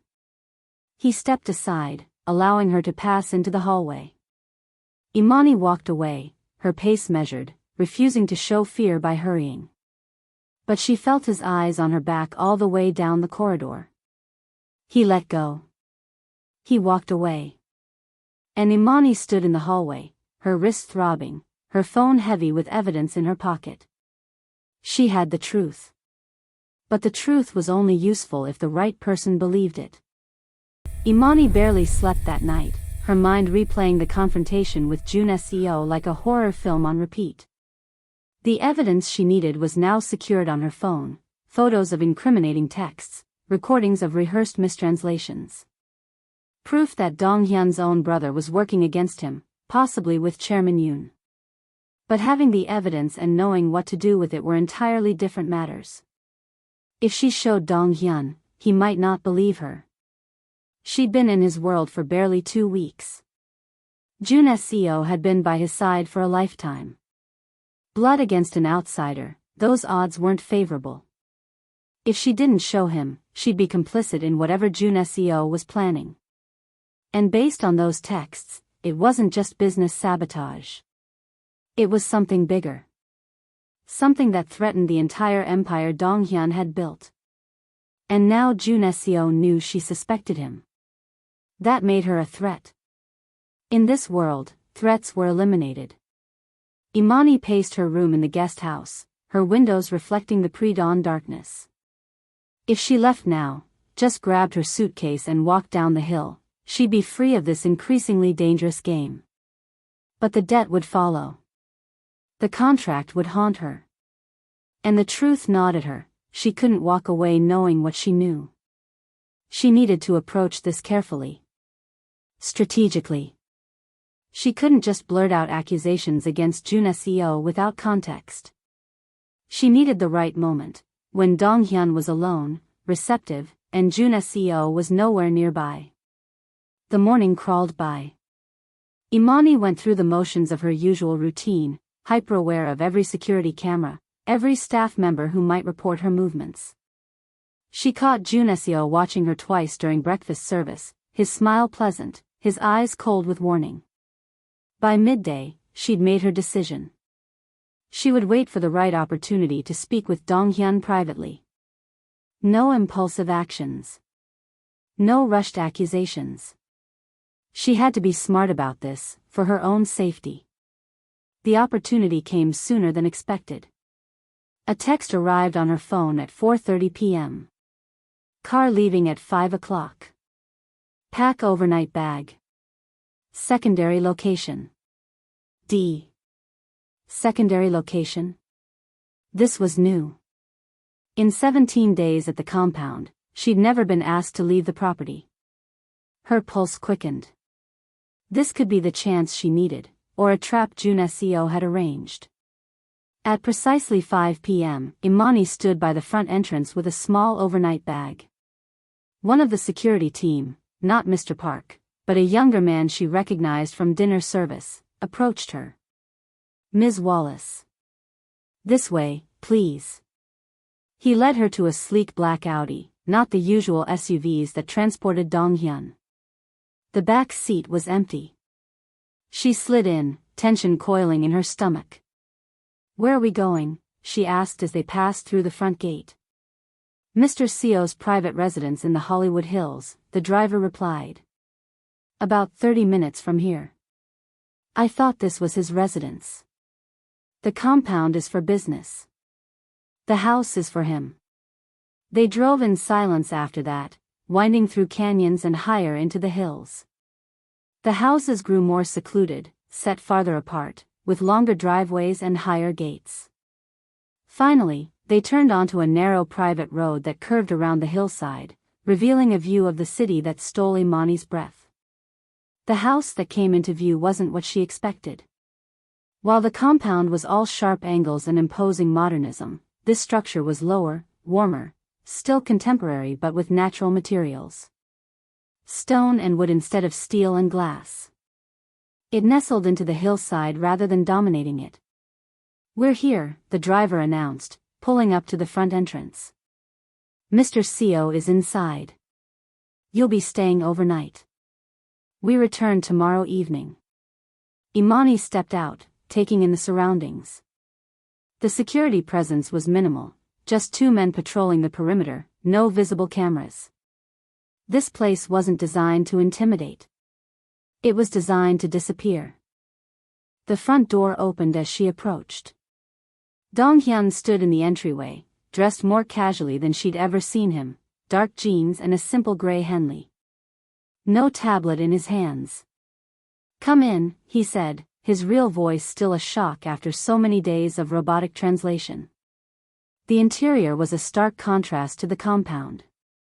Comfortable furniture. Bookshelves filled with actual books, not just decorative objects. A kitchen that showed signs of use. A home, not a fortress. Your bag can go in there, he said, gesturing to a hallway. Guest room is the first door on the right. Imani set her overnight bag down in the indicated room, taking a moment to gather her thoughts. This felt different. More intimate. More dangerous, perhaps, but in a different way than the compound's cold surveillance. When she returned to the main room, Dong Hyun was in the kitchen, opening a bottle of wine. Why am I here? She asked, staying near the doorway. I have work to do away from the compound. You're here to assist. He poured 2 glasses, offered her one.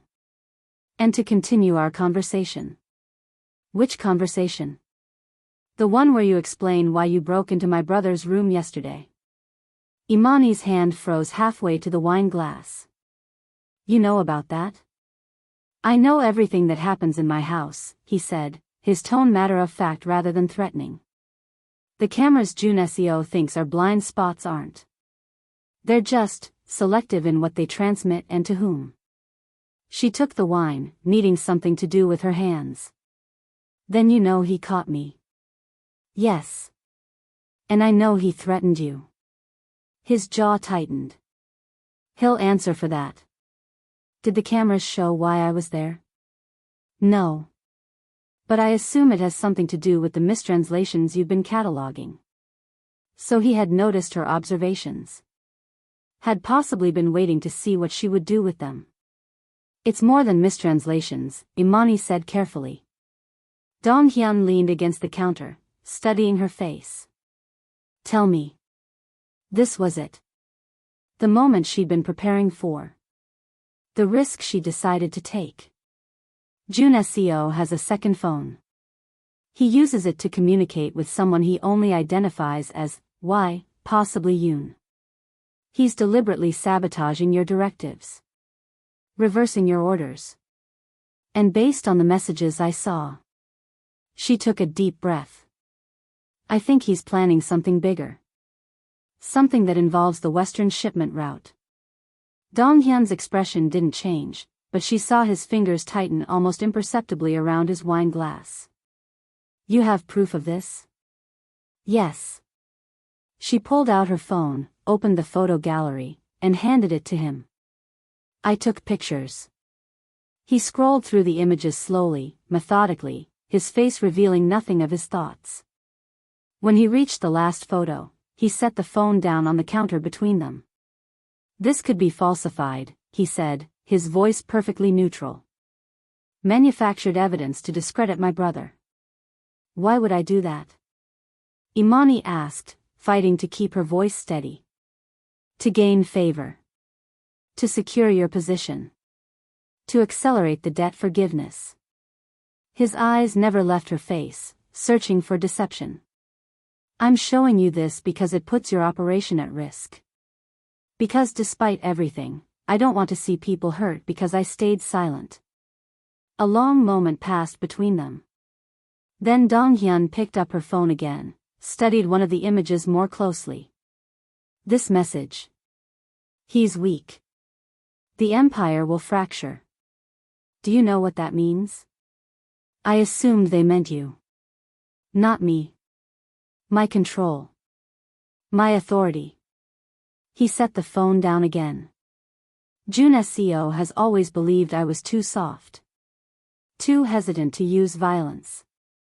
The coup 5 years ago was meant to install someone more ruthless. Your uncle, Imani said, recalling fragments of the story she'd heard. Yes. When that failed, they adapted. Jun Seo positioned himself as my voice, my hands. And for 5 years, I've let him believe he was succeeding in slowly undermining me. You knew? Imani's shock must have shown on her face. I suspected. But suspicion isn't proof. An accusation without proof would have forced my hand before I was ready. His eyes returned to her phone. This helps. What will you do? For now, nothing that would alert him. The Western shipment is a trap, bait I've laid to see who takes it. He picked up his wine, took a measured sip. But that's not your concern. You've done well, Imani. Thank you for bringing this to me. The use of her first name didn't escape her notice. It was the first time he'd addressed her so personally. There's something else, she said, deciding to press her momentary advantage. Jun Seo knows I found the phone. He threatened me. Said if I told you, he'd claim I tried to seduce him. Dong Hyun's expression darkened. Did he touch you? He grabbed my wrist. Nothing worse. Still. He'll answer for that. The quiet intensity in his voice sent a shiver down her spine, not of fear, but of something more complicated. Something that felt dangerously close to alignment. What happens now? She asked. Now we have dinner, he replied, the tension breaking. I've spent all day reviewing property renovations. I'd value your architectural perspective. The shift in topic was so abrupt that Imani almost laughed. That's it? I tell you your brother is betraying you, and we move on to real estate. What would you prefer? Melodrama? Vengeance vows? I'll handle June SEO when the time is right. Tonight, I'd rather discuss something productive. He gestured toward the dining room. Unless you're not hungry? Imani's stomach chose that moment to growl audibly, answering for her. A small smile touched Donghyun's lips, the first genuine one she'd seen from him. I'll take that as a yes. Go wash up. Dinner's almost ready. Dinner was a revelation. Unlike the formal affairs at the compound, this meal was simple. Grilled fish. Fresh vegetables. Rice. Food meant to be eaten, not merely presented. Donghyun served the plates himself, no staff, no ceremony. More surprising was the conversation. He spoke freely, not in the careful, measured tones he used at the compound, but with natural cadence and occasional animation.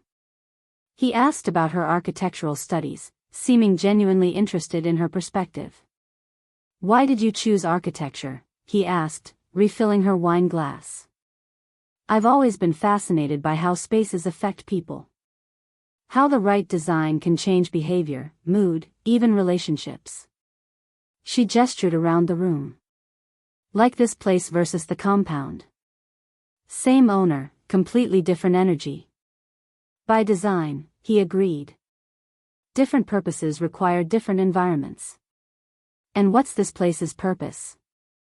She hadn't meant the question to sound so intimate, but the wine and the relative comfort of their conversation had lowered her guard.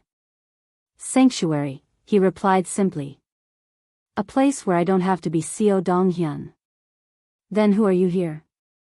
He considered this, swirling the wine in his glass. Just Donghyun. No empire. No enemies. Just a man with a view of the city. The vulnerability in that statement caught her off guard. For just a moment, the mask of the silent king slipped, revealing someone more complex than the calculated tactician she'd come to know. After dinner, he surprised her again by showing her a set of architectural plans on his tablet. I bought this building in the Arts District, he explained, spreading the digital blueprints across the screen. It was a factory originally.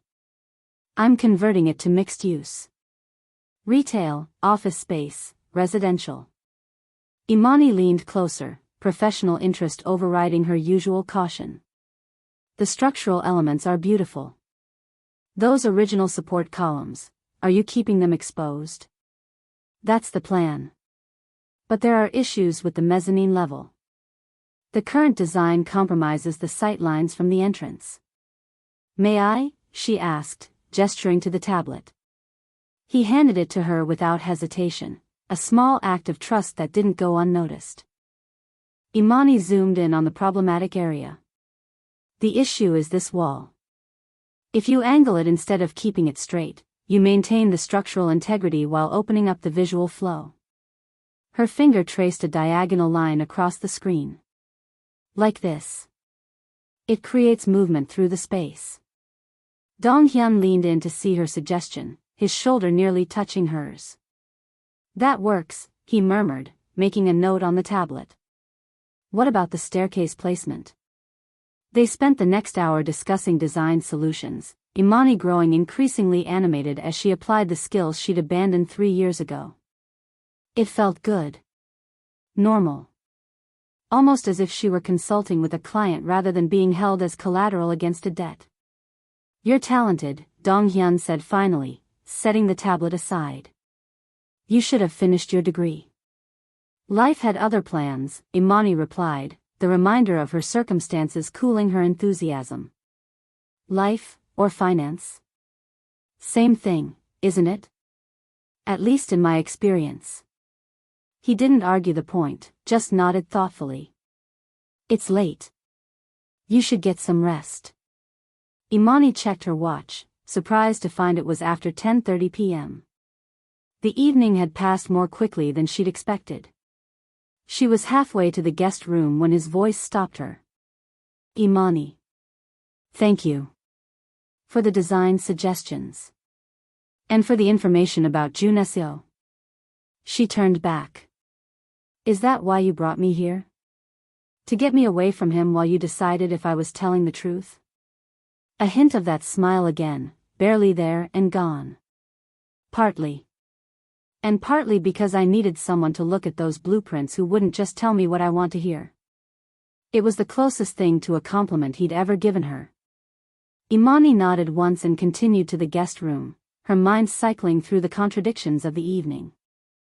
The dangerous criminal mastermind who cared about sightlines in a building renovation. The calculating tactician who cooked his own dinner. The silent king who, in the right setting, couldn't seem to stop talking. Sometime after midnight, Imani woke to the sound of movement in the house. She lay still, listening. Footsteps in the hallway. A door opening and closing. Then silence. Curious, she slipped out of bed and padded to her door, opening it just enough to peer into the darkened hallway.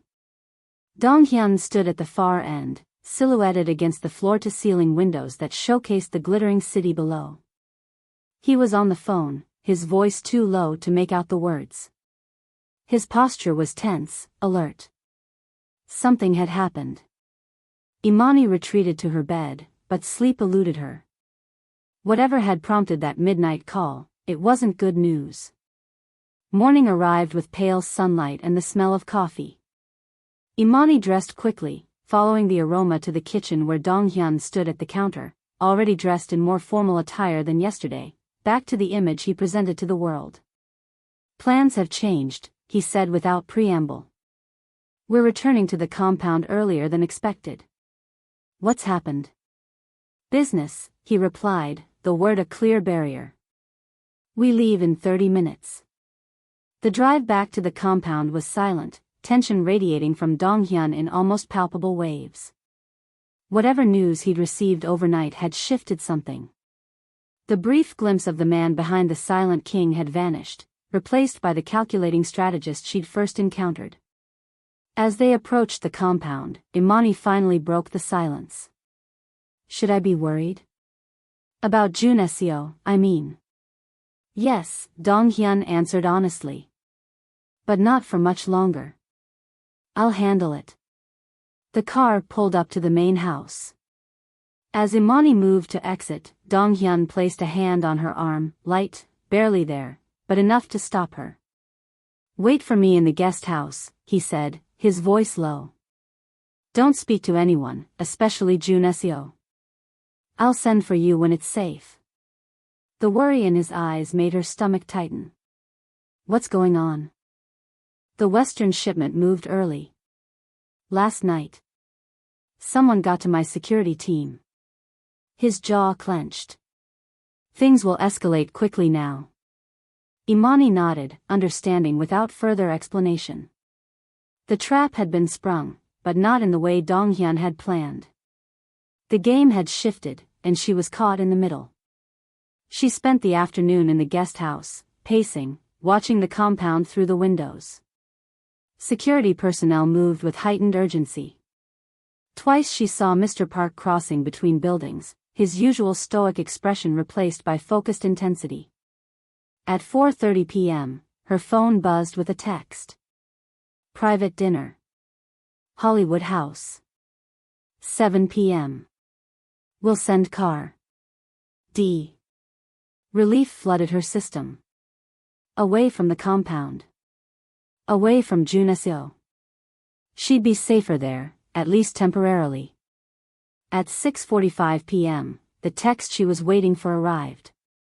Car in front. Come now. D. Imani grabbed her jacket and hurried out the front door of the guest house. A black Audi identical to yesterday's waited in the circular drive, engine idling. The same driver nodded as she approached. As she slid into the back seat, her phone buzzed again. Wait. Changed cars. Silver SUV coming. D. Imani froze, her hand on the door handle. She looked at the driver, who was checking his watch impatiently. "Is something wrong?" he asked. Before she could answer, another text arrived. "Danger. Get out. Brake line cut. D." Adrenaline surged through her system. She shoved the door open and scrambled out of the car, nearly falling in her haste. "Ms. Wallace?" "What are you doing?" the driver called, but she was already backing away from the vehicle. The main house door burst open. Dong-hyun emerged, moving at a speed she'd never seen from him before, crossing the distance between them with long, powerful strides. Not the measured pace of someone conserving energy. Not the careful steps of a man recovering from injury. The fluid movement of an athlete at full capacity. He reached her in seconds, grasping her arm and pulling her toward the house. "Inside. Now," he ordered, his voice sharp with urgency. "What's happening?" she gasped as he practically dragged her up the steps. "Someone wants you dead, Miss Wallace. Or they want to send you a message." He looked at her, his expression grim. Same thing. They had just reached the foyer when headlights swept across the front of the house. Not the silver SUV Dong-hyun had mentioned. A black van, unmarked, moving too fast up the driveway. "Security breach," Dong-hyun muttered, pulling out his phone. Before he could make a call, the sound of gunfire erupted from the perimeter of the property. The security team engaging with unseen attackers. Dong-hyun's reaction was instantaneous. He grabbed Imani's arm and pulled her toward the back of the house, moving with the confident speed of someone who had trained for exactly this scenario.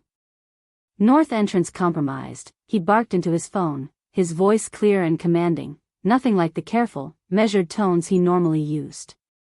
"Lock down. Protect the guest." They reached a reinforced door at the back of the house. Dong-hyun punched a code into the keypad, then ushered Imani through. It wasn't until they were safely inside what appeared to be a panic room that Imani's brain caught up with what her eyes had witnessed. He had run. Not shuffled. Not limped. Run. He had shouted commands. Not whispered. Not typed. Shouted with the authoritative voice of someone used to being instantly obeyed. He wasn't just faking his voice. He was faking everything. The silent, weakened image was a complete performance. She had thought she was uncovering his secrets one by one. But watching him run, watching him command, watching him transform from silent king to warrior, she understood. She had only seen what he wanted her to see. And now she was seeing the real man. The man who could burn the world, and just might. Imani lost track of time in the panic room. The reinforced concrete walls blocked out most sounds from outside, leaving her with only the steady hum of air circulation and the rapid drumming of her own heartbeat. Dong-hyun had left her there with a terse, "Stay put," before sealing the door, rushing back into the chaos to coordinate his security forces. She paced the small space, mind reeling from what she'd witnessed. The silent king wasn't silent. The injured crime lord wasn't injured. For 5 years, he had maintained an elaborate performance, convincing everyone, including his own brother, that he was physically diminished. And she had seen through it. Her thoughts were interrupted by the sound of the door code being entered. She backed away instinctively, positioning herself behind a heavy table. The door swung open. "Junesio," she breathed, recognizing his lean silhouette. "Miss Wallace." His smile was tight, professionally cordial despite the mayhem outside. "This way. My brother sent me to move you to a more secure location." Imani hesitated. After what she'd discovered about him, every instinct screamed not to trust him. But gunfire still echoed faintly through the walls. The compound was under attack. What choice did she have? "Where's your brother?" she asked, buying time, assessing options. "Coordinating the defense. The main gate's been breached." Jun Seo stepped further into the room, hand extended. We need to hurry. There's a service exit that's still secure. A particularly loud burst of gunfire from somewhere nearby made her decision for her. Better to take her chances with the devil she knew than wait for unknown assailants to find her. She followed Jun Seo through dark service corridors she hadn't known existed, emergency lights casting eerie blue shadows on the walls. He moved with confident familiarity, leading her down a staircase, through what appeared to be a wine cellar, and finally to a small metal door. Through here, he said, pushing it open to reveal a narrow alley behind the main house. The cars waiting. Not one of Donghyun's usual black SUVs. A plain white van, engine running, windows tinted. A man Imani didn't recognize stood beside it, face impassive. Something cold settled in the pit of her stomach. This was wrong. I think I should wait for your brother, she said, starting to back away. Jun Seo's pleasant expression didn't change, but his hand shot out, gripping her upper arm with painful precision. That wasn't a request, Miss Wallace. Let go of me, she hissed, trying to wrench free. His voice dropped to a whisper. I'm sorry. But he never should have brought you into this. The back doors of the van swung open. 2 more men emerged, moving with the silent efficiency of professionals. Before Imani could scream, a cloth was pressed over her face. A sharp, chemical smell filled her nostrils. Her last conscious thought was of Donghyun's warning, someone wants you dead, Miss Wallace. Consciousness returned in fragments. Cold concrete beneath her. The smell of salt water and diesel. A dull throbbing in her head. The distant sound of machinery. Imani kept her eyes closed, assessing her situation before revealing she was awake. Her hands were bound in front of her with what felt like zip ties. Tight, but not cutting off circulation. Her ankles were similarly restrained. The burn on her palm, almost healed now, itched under the plastic restraint. She was lying on her side on a concrete floor. The air felt damp, heavy with salt. Somewhere nearby, water lapped against a structure. Dock pilings, most likely. A shipping yard, she realized. They'd taken her to the port. She cracked her eyes open slightly, peering through her lashes. A cavernous warehouse stretched around her, illuminated by harsh industrial lighting. Stacks of shipping containers rose like metal mountains. The ceiling was at least 40 feet high, crisscrossed with steel support beams. About 20 feet away, 3 men stood in conversation. Jun Seo, his back to her. A security guard she didn't recognize. And between them, a smaller figure that made her blood run cold. Chairman Yoon. Sure, the perimeter is secure, Yoon was saying, his voice carrying in the empty space. He'll come for her. That's the point. My brother is many things, Jun Seo replied, but sentimental isn't one of them. He might write her off as an acceptable loss. Yoon smiled. You don't know your brother as well as you think. He broke his cover for her at the house. He'll come. Imani closed her eyes again as Jun Seo turned in her direction. Footsteps approached, then stopped beside her. She's still out, Jun Seo reported. The dose was heavy. As long as she's breathing, Yoon replied dismissively. She only needs to be alive long enough to serve her purpose. The footsteps receded.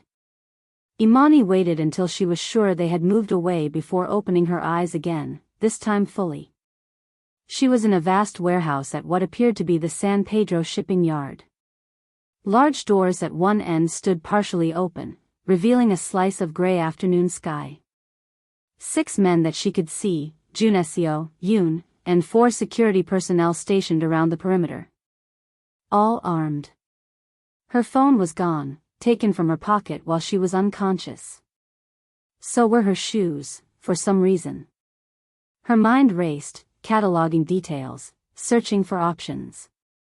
The zip ties were the first problem. Then the distance to the nearest exit. Then the armed men between her and freedom. One step at a time. That's how you solved a complex design problem. Break it down into components. She shifted slightly, testing the limits of her restraints. The zip ties had some give. Whoever had bound her hands hadn't pulled them to maximum tightness. A small mercy, or a simple oversight. Either way, it gave her an advantage. A door slammed somewhere behind her. Yoon barked an order in Korean. The atmosphere in the warehouse shifted, tension rising like an incoming tide. Bring her, Yoon commanded. Rough hands hauled Imani to her feet. Her head swam with the sudden movement, the lingering effects of whatever drug they'd used making her legs unsteady. She was dragged to the center of the warehouse floor and pushed onto a metal chair. She's awake, Jun Seo observed. Excellent. Yoon approached, studying her with clinical detachment. Good afternoon, Miss Wallace. I apologize for the accommodations. Imani met his gaze steadily. What do you want with me? Nothing, personally. You're simply the bait. Yoon's smile never reached his eyes. Your employer has been elusive. But he appears to have developed a certain attachment to you. An unexpected vulnerability we're eager to exploit. Dong-hyun isn't coming for me, she lied. I'm just an employee. Collateral for a debt. Jun Seo made a skeptical noise. Is that why he nearly exposed himself to save you from the car with the cut brake line? Is that why he personally escorted you to the panic room? Your boss thinks he's so clever, Yoon added. Staying silent. Feigning weakness. But we figured out his game months ago. He gestured toward Jun Seo. The brother was ours from the start. Jun Seo's expression flickered, a brief flash of something like guilt, quickly suppressed. Family loyalty only extends so far, he said flatly. Especially when your brother sees you as nothing more than a convenient translator. And now, Yoon continued, checking his watch, you're going to be the invitation to your employer's funeral. The warehouse doors rumbled. All heads turned as they began to open wider, daylight spilling across the concrete floor. Right on schedule, Yoon murmured, nodding to his men, who took up positions around the perimeter. Imani strained against her restraints, feeling the plastic dig into her wrists. If Dong-hyun was walking into a trap, she needed to create a distraction, give him some advantage. Her eyes darted around the space, looking for anything that might help. Near the wall to her right, about 15 feet away, she spotted a red fire alarm panel. Standard warehouse safety equipment. If she could reach it. The warehouse doors finished opening. A lone figure appeared in the entrance, silhouetted against the gray afternoon light. Dong-hyun sat in his wheelchair, tablet in his lap, flanked by no one. His face was an impassive mask as he rolled into the warehouse, the electric motor whirring softly in the sudden silence. He was playing the role one last time. The Silent King arrives, Yoon announced with theatrical flair. Crawling on wheels to beg for his waitress. Dong-hyun continued forward until he reached the center of the warehouse, positioning himself about 30 feet from Imani's chair. His eyes flicked to her, assessing, then returned to Yoon. His fingers moved across his tablet. The robotic voice emerged, let her go. I'll sign whatever you want. Yoon laughed. You think I want signatures? I want you broken. Imani watched Dong-hyun carefully. There was something about his posture, the set of his shoulders. He was tensed, waiting. His fingers tapped a subtle pattern on the armrest of his wheelchair, not typing, but counting. 3 quick taps, pause. 3 quick taps, pause. He had a plan. And he needed time. She looked around again. The fire alarm was still her best option. But first, she needed to free her hands. As Jun Seo stepped forward to gloat, positioning himself between Yoon and Dong-hyun, Imani began working her wrists against the zip ties. She'd learned from a self-defense class years ago that you could break them if you built up enough tension first. 5 years, Jun SEO was saying. 5 years of pretending to be your loyal translator. 5 years of watching you manipulate everyone around you with your silence. Did you really think no one would figure it out? Dong Hyun's expression remained neutral. He typed, "You betrayed your family." "I chose the winning side," Jun SEO replied. "The strong side. Not a brother who hides behind a tablet instead of taking what he wants by force." As they talked, Imani worked her restraints against the edge of the metal chair. The zip ties were digging into her skin now, but she could feel them stretching slightly. Yoon stepped forward. "Enough talk. You have something I want, CO. The distribution network. The government contracts. The real estate portfolio. Sign it all over, and we might let your waitress live." Dong Hyun typed, "And if I refuse? Then she dies first. Slowly. While you watch. Then you follow." Imani felt the zip ties give slightly. Just a little more pressure. Dong Hyun's eyes met hers across the warehouse floor. A message passed between them, unspoken but clear. "Be ready." His fingers tapped the armrest again. 3 quick taps. A signal. Now or never. With a final, painful twist, Imani snapped the zip tie binding her wrists.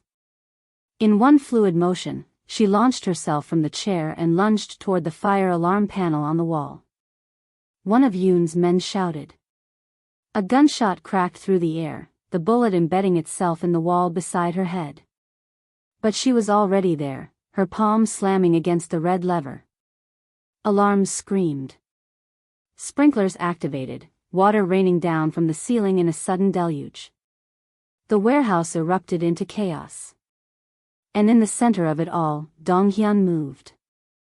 It wasn't the careful rise of someone testing weak legs. It wasn't the hesitant stand of a man relearning balance. It was power unleashed. He stood in one smooth motion, his legs unfolding with coiled strength. The wheelchair was kicked aside, spinning across the wet concrete. He moved with the lethal grace of someone who had trained for years for this exact moment.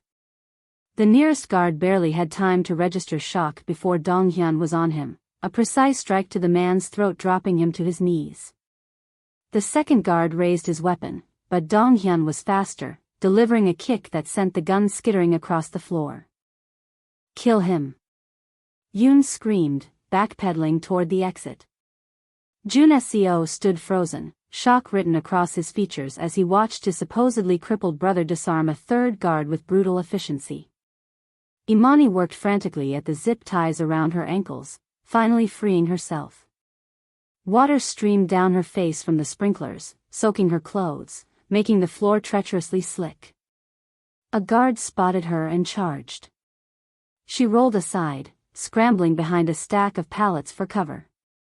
Dong Hyun pulled a hidden radio from his jacket. "Now," he shouted into it, his real voice, commanding and strong. The side doors of the warehouse burst open.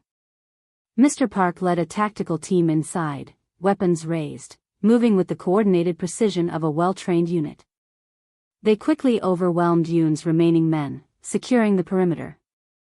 Through the chaos of flashing lights and spraying water, Imani saw Jun SEO making a break for a side exit. Dong Hyun cut him off, blocking his escape route. "You were my brother," Dong Hyun said, his voice carrying despite the wailing alarms. Jun SEO's face twisted with a mixture of rage and fear. "And you were never going to let me be anything else." They circled each other, water dripping from their clothes, years of resentment culminating in this moment. Jun SEO struck first, a wild haymaker born of desperation. Dong Hyun blocked it easily, turning his brother's momentum against him. They grappled briefly before Dong Hyun pinned Jun SEO against a support column, forearm across his throat. "You'll face judgment," Dong Hyun said, his voice low and controlled. "Not from me." From everyone you betrayed. Mr. Park approached with restraints. Jun Seo's shoulders slumped in defeat as he was secured and led away. Across the warehouse, Yoon had almost reached the exit when two of Donghyun's security team intercepted him. The chairman fought briefly, but was quickly subdued. Secure the perimeter, Donghyun called out, already moving through the chaos toward where Imani had taken cover. Get forensics in here. I want everything documented. The alarms continued to wail as Imani emerged from behind the pallets, soaked to the skin, shivering slightly from adrenaline and cold. Donghyun reached her, his eyes scanning quickly for injuries. He didn't embrace her. He checked her wrists where the zip ties had left angry red marks, examined a scrape on her temple she hadn't even realized was there. His assessment was clinical, careful. But his hands were trembling slightly. You pulled the alarm, he said, his voice softer now. You needed time. You almost got yourself killed. So did you. A pause stretched between them, filled with the sound of falling water and distant sirens. Thank you, Imani. It was the first time he'd used her first name. The sirens were still wailing. The sprinklers were still falling. And somewhere in the chaos, the silent king had found his voice. Not for power. Not for strategy. But for her. 1 week after the warehouse. Imani stood at the window of her room in the guest house, watching the compound slowly return to normal. The increased security patrols had been scaled back. The temporary barricades at the main gate had been removed. Even the gardeners had returned, methodically restoring order to flowerbeds trampled during the chaos. If she hadn't been there, if she hadn't seen the violence with her own eyes, she might have believed nothing had happened at all. Her reflection in the glass looked different. Thinner, maybe. Sharper around the edges. The marks on her wrists where the zip ties had cut into her skin were fading to dull red lines. The scrape on her temple had scabbed over. Physical reminders that would heal long before the mental ones. She hadn't seen Donghyun since the aftermath at the warehouse. He'd ensured she was safely escorted back to the compound by Mr. Park, then disappeared into what she assumed was damage control. The criminal world's equivalent of crisis management. Fragments of information reached her through the staff. Chairman Yoon was in custody. Jun Seo was being held somewhere on the property. Several of Donghyun's security team had been quietly replaced after their involvement in the betrayal was confirmed. But beyond these morsels, Imani existed in a state of suspension. Not quite prisoner, not quite free. The contract still hung over her head, the debt that had brought her here in the first place. Her phone buzzed with a text. Main house. My office. Now. D. Same terse directive as always. But something had shifted. Before, these commands had been delivered via his tablet's robotic voice. Now that the pretense was gone, would everything change? Or just the methods of control? The main house hummed with activity as Imani entered. Staff moved with purpose, carrying files, speaking in hushed tones that fell silent as she passed. Word had spread about her role in exposing Jun Seo's betrayal.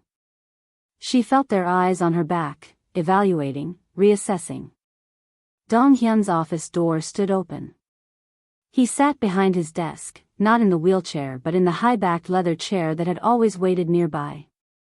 Without the performance of disability, he seemed even more imposing, his posture straight, his presence filling the room differently. Sit, he said, nodding to the chair across from him. Imani sat, taking in the changes. The tablet that had been his voice for 5 years was nowhere in sight. Instead, stacks of paper covered the desk, reports, statements, documents marked with yellow sticky notes. How are you? He asked, the question surprisingly direct. Physically or mentally? Both. Sore. Confused. Wondering what happens next. She met his gaze steadily. How much trouble are we in? A flicker of something, approval, perhaps, crossed his features at her use of we instead of you. Yoon has been arrested. Federal charges. The evidence recovered at the warehouse implicated him in 3 unsolved murders and a human trafficking operation. He won't see daylight for decades. Dong Hyun's voice was matter-of-fact, as if discussing a business transaction rather than a man's fate. And Junesio? His expression hardened slightly. My brother is contained. His cooperation has been secured. The euphemism wasn't lost on her. You're not turning him into the authorities? Family matters remain in the family. Imani didn't press further. Some questions were better left unasked, particularly in this world where the lines between justice and vengeance blurred to invisibility. What about me? She asked finally. Where do I fit in now that the crisis is over? Dong Hyun opened a drawer and removed a folder. Her folder, she realized. The one containing her grandmother's mortgage documents, the NDA, the employment contract. He placed it on the desk between them. Your debt is forgiven, he said. The contract is void. Imani blinked, certain she'd misheard. What? You fulfilled your obligations. More than fulfilled them. He pushed the folder toward her. Your grandmother's house is secured. The mortgage has been paid in full and the deed transferred to her name. No conditions. No strings. Just like that? Suspicion crept into her voice. Nothing in this world came without a price. Just like that, he confirmed. You're free to leave, Imani. Today, if you wish. Mr. Park can drive you wherever you need to go. She should have felt relief. Instead, an unexpected hollowness opened in her chest. 3 weeks ago, freedom had been her only goal. Now that it was offered, she found herself hesitating. What if I don't want to leave? The words surprised her as much as they seemed to surprise him. Dong Hyun leaned back slightly, studying her face. Why would you stay? After everything that's happened? It was a fair question. Why would anyone choose to remain in a world of danger and deception after experiencing its darkest corners? Imani wasn't entirely sure she had an answer. I saw the renovations you're planning for that building in the Arts District, she said finally. The structural suggestions I made, they were good. I know they were. They were excellent, he agreed, watching her carefully. I haven't felt that useful in a long time. Not since I left architecture school. She straightened her spine, decision crystallizing as she spoke. I want to work for you. Legitimately. As a consultant on your property renovations. He considered this, expression unreadable. I don't give discounts for loyalty, Imani. If you work for me, you'll be paid market rate. No more, no less. I wouldn't expect anything else. And you'd be working in my world. Even the legitimate parts of my business operate by different rules than you're used to. I'm aware. He studied her a moment longer, then nodded once. I'll have a proper employment contract drawn up. Real this time. No hidden clauses. Thank you. Don't thank me yet. A hint of wry amusement touched his voice. You haven't seen the projects I have waiting. The week that followed was a blur of transitions. Imani moved out of the guest house and into a small apartment in a building Dong Hyun owned in Koreatown, close enough to work, far enough to establish boundaries. Her official title was design consultant, with an office in the legitimate business division of his empire. The salary was generous, the expectations high. The staff who had once watched her serve dinner now watched her review blueprints and present design concepts. The security team that had once monitored her movements now nodded respectfully when she entered meetings. Even Mr. Park seemed to have recalibrated his assessment, treating her not as an asset to be guarded but as a professional to be accommodated. Dong Hyun himself had changed, though in more subtle ways. Without the wheelchair as barrier, without the tablet as filter, he moved through his world with a different energy. His voice, used freely now, revealed nuances of thought and feeling that the electronic substitute had flattened. He was still controlled, still measured, but with an authenticity that made his previous performance seem like a pale shadow. They established a working rhythm. Mornings in the office, reviewing properties and development plans. Afternoons at construction sites, where Imani's architectural eye caught details others missed.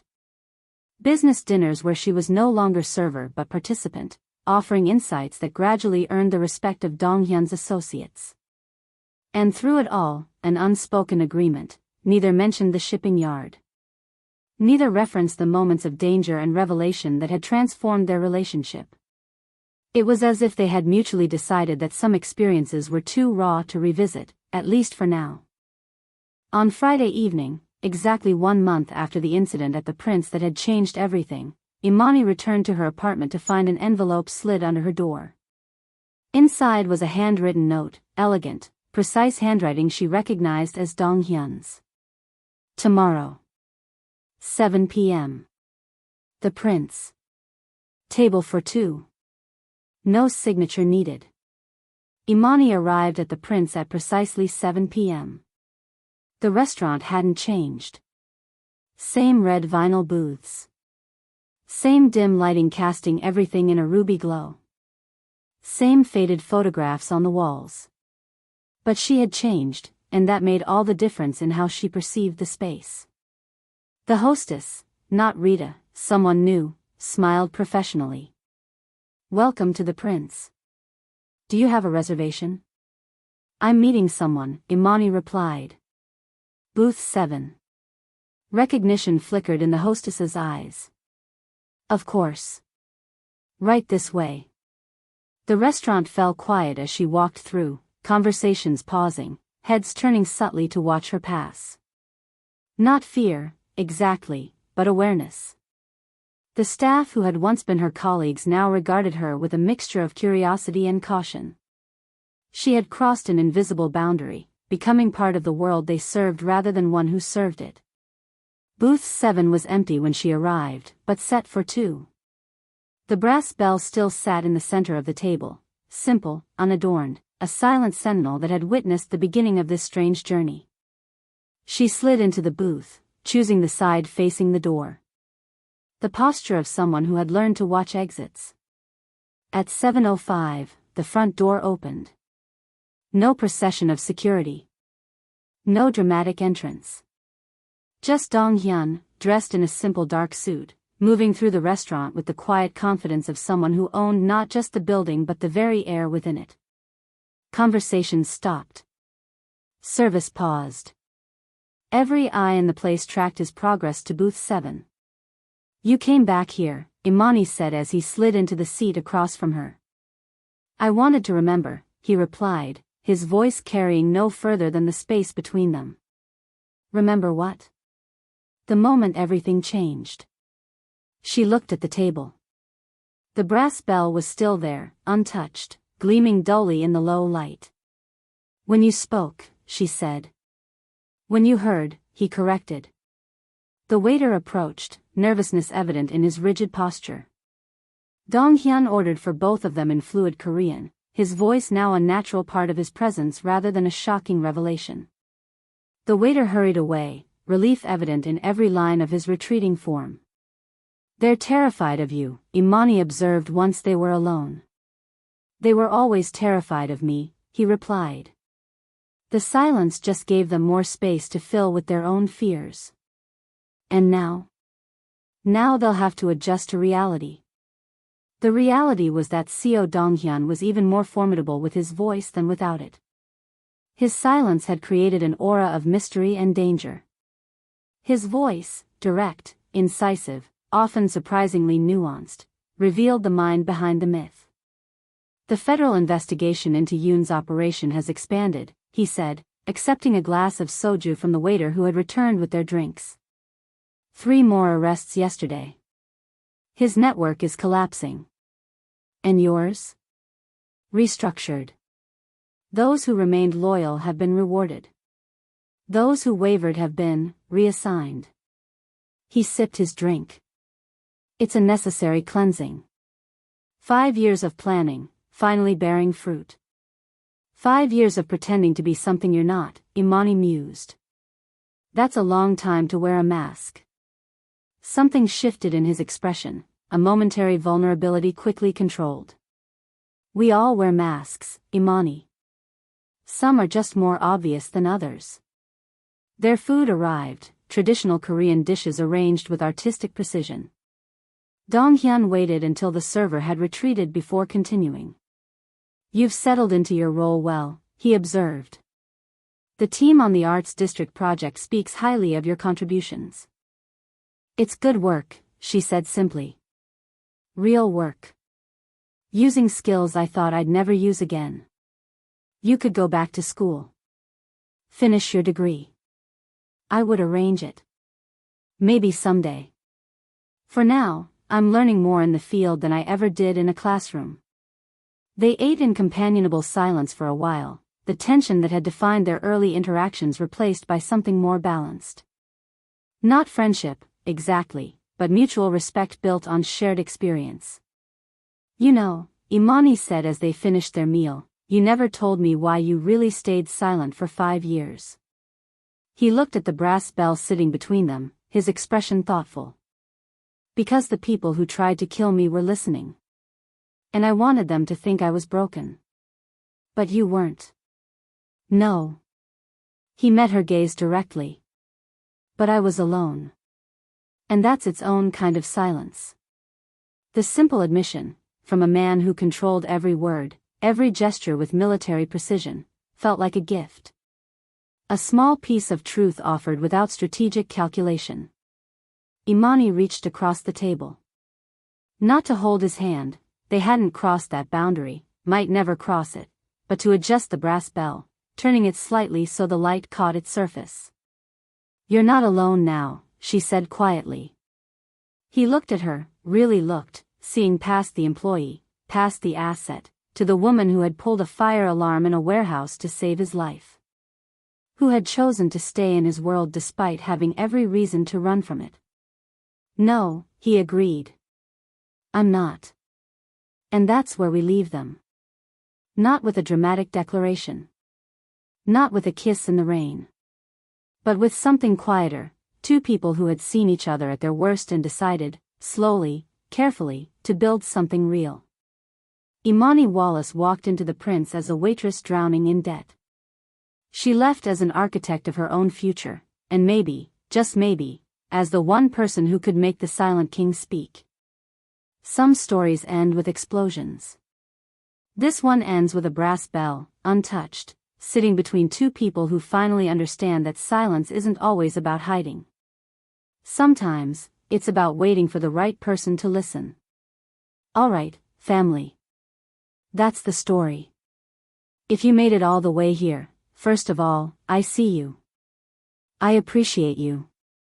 You didn't just watch a story, you lived in it for a while. And if this hit different, if you felt something, do me one favor. Smash that subscribe button. Hit the bell so you never miss when we drop stories like this. And leave a comment telling me where you're watching from. And hey, if there's a character you want to see more of, a moment you want me to explore, drop that in the comments too. Because this community, we build these stories together. Until next time, stay curious.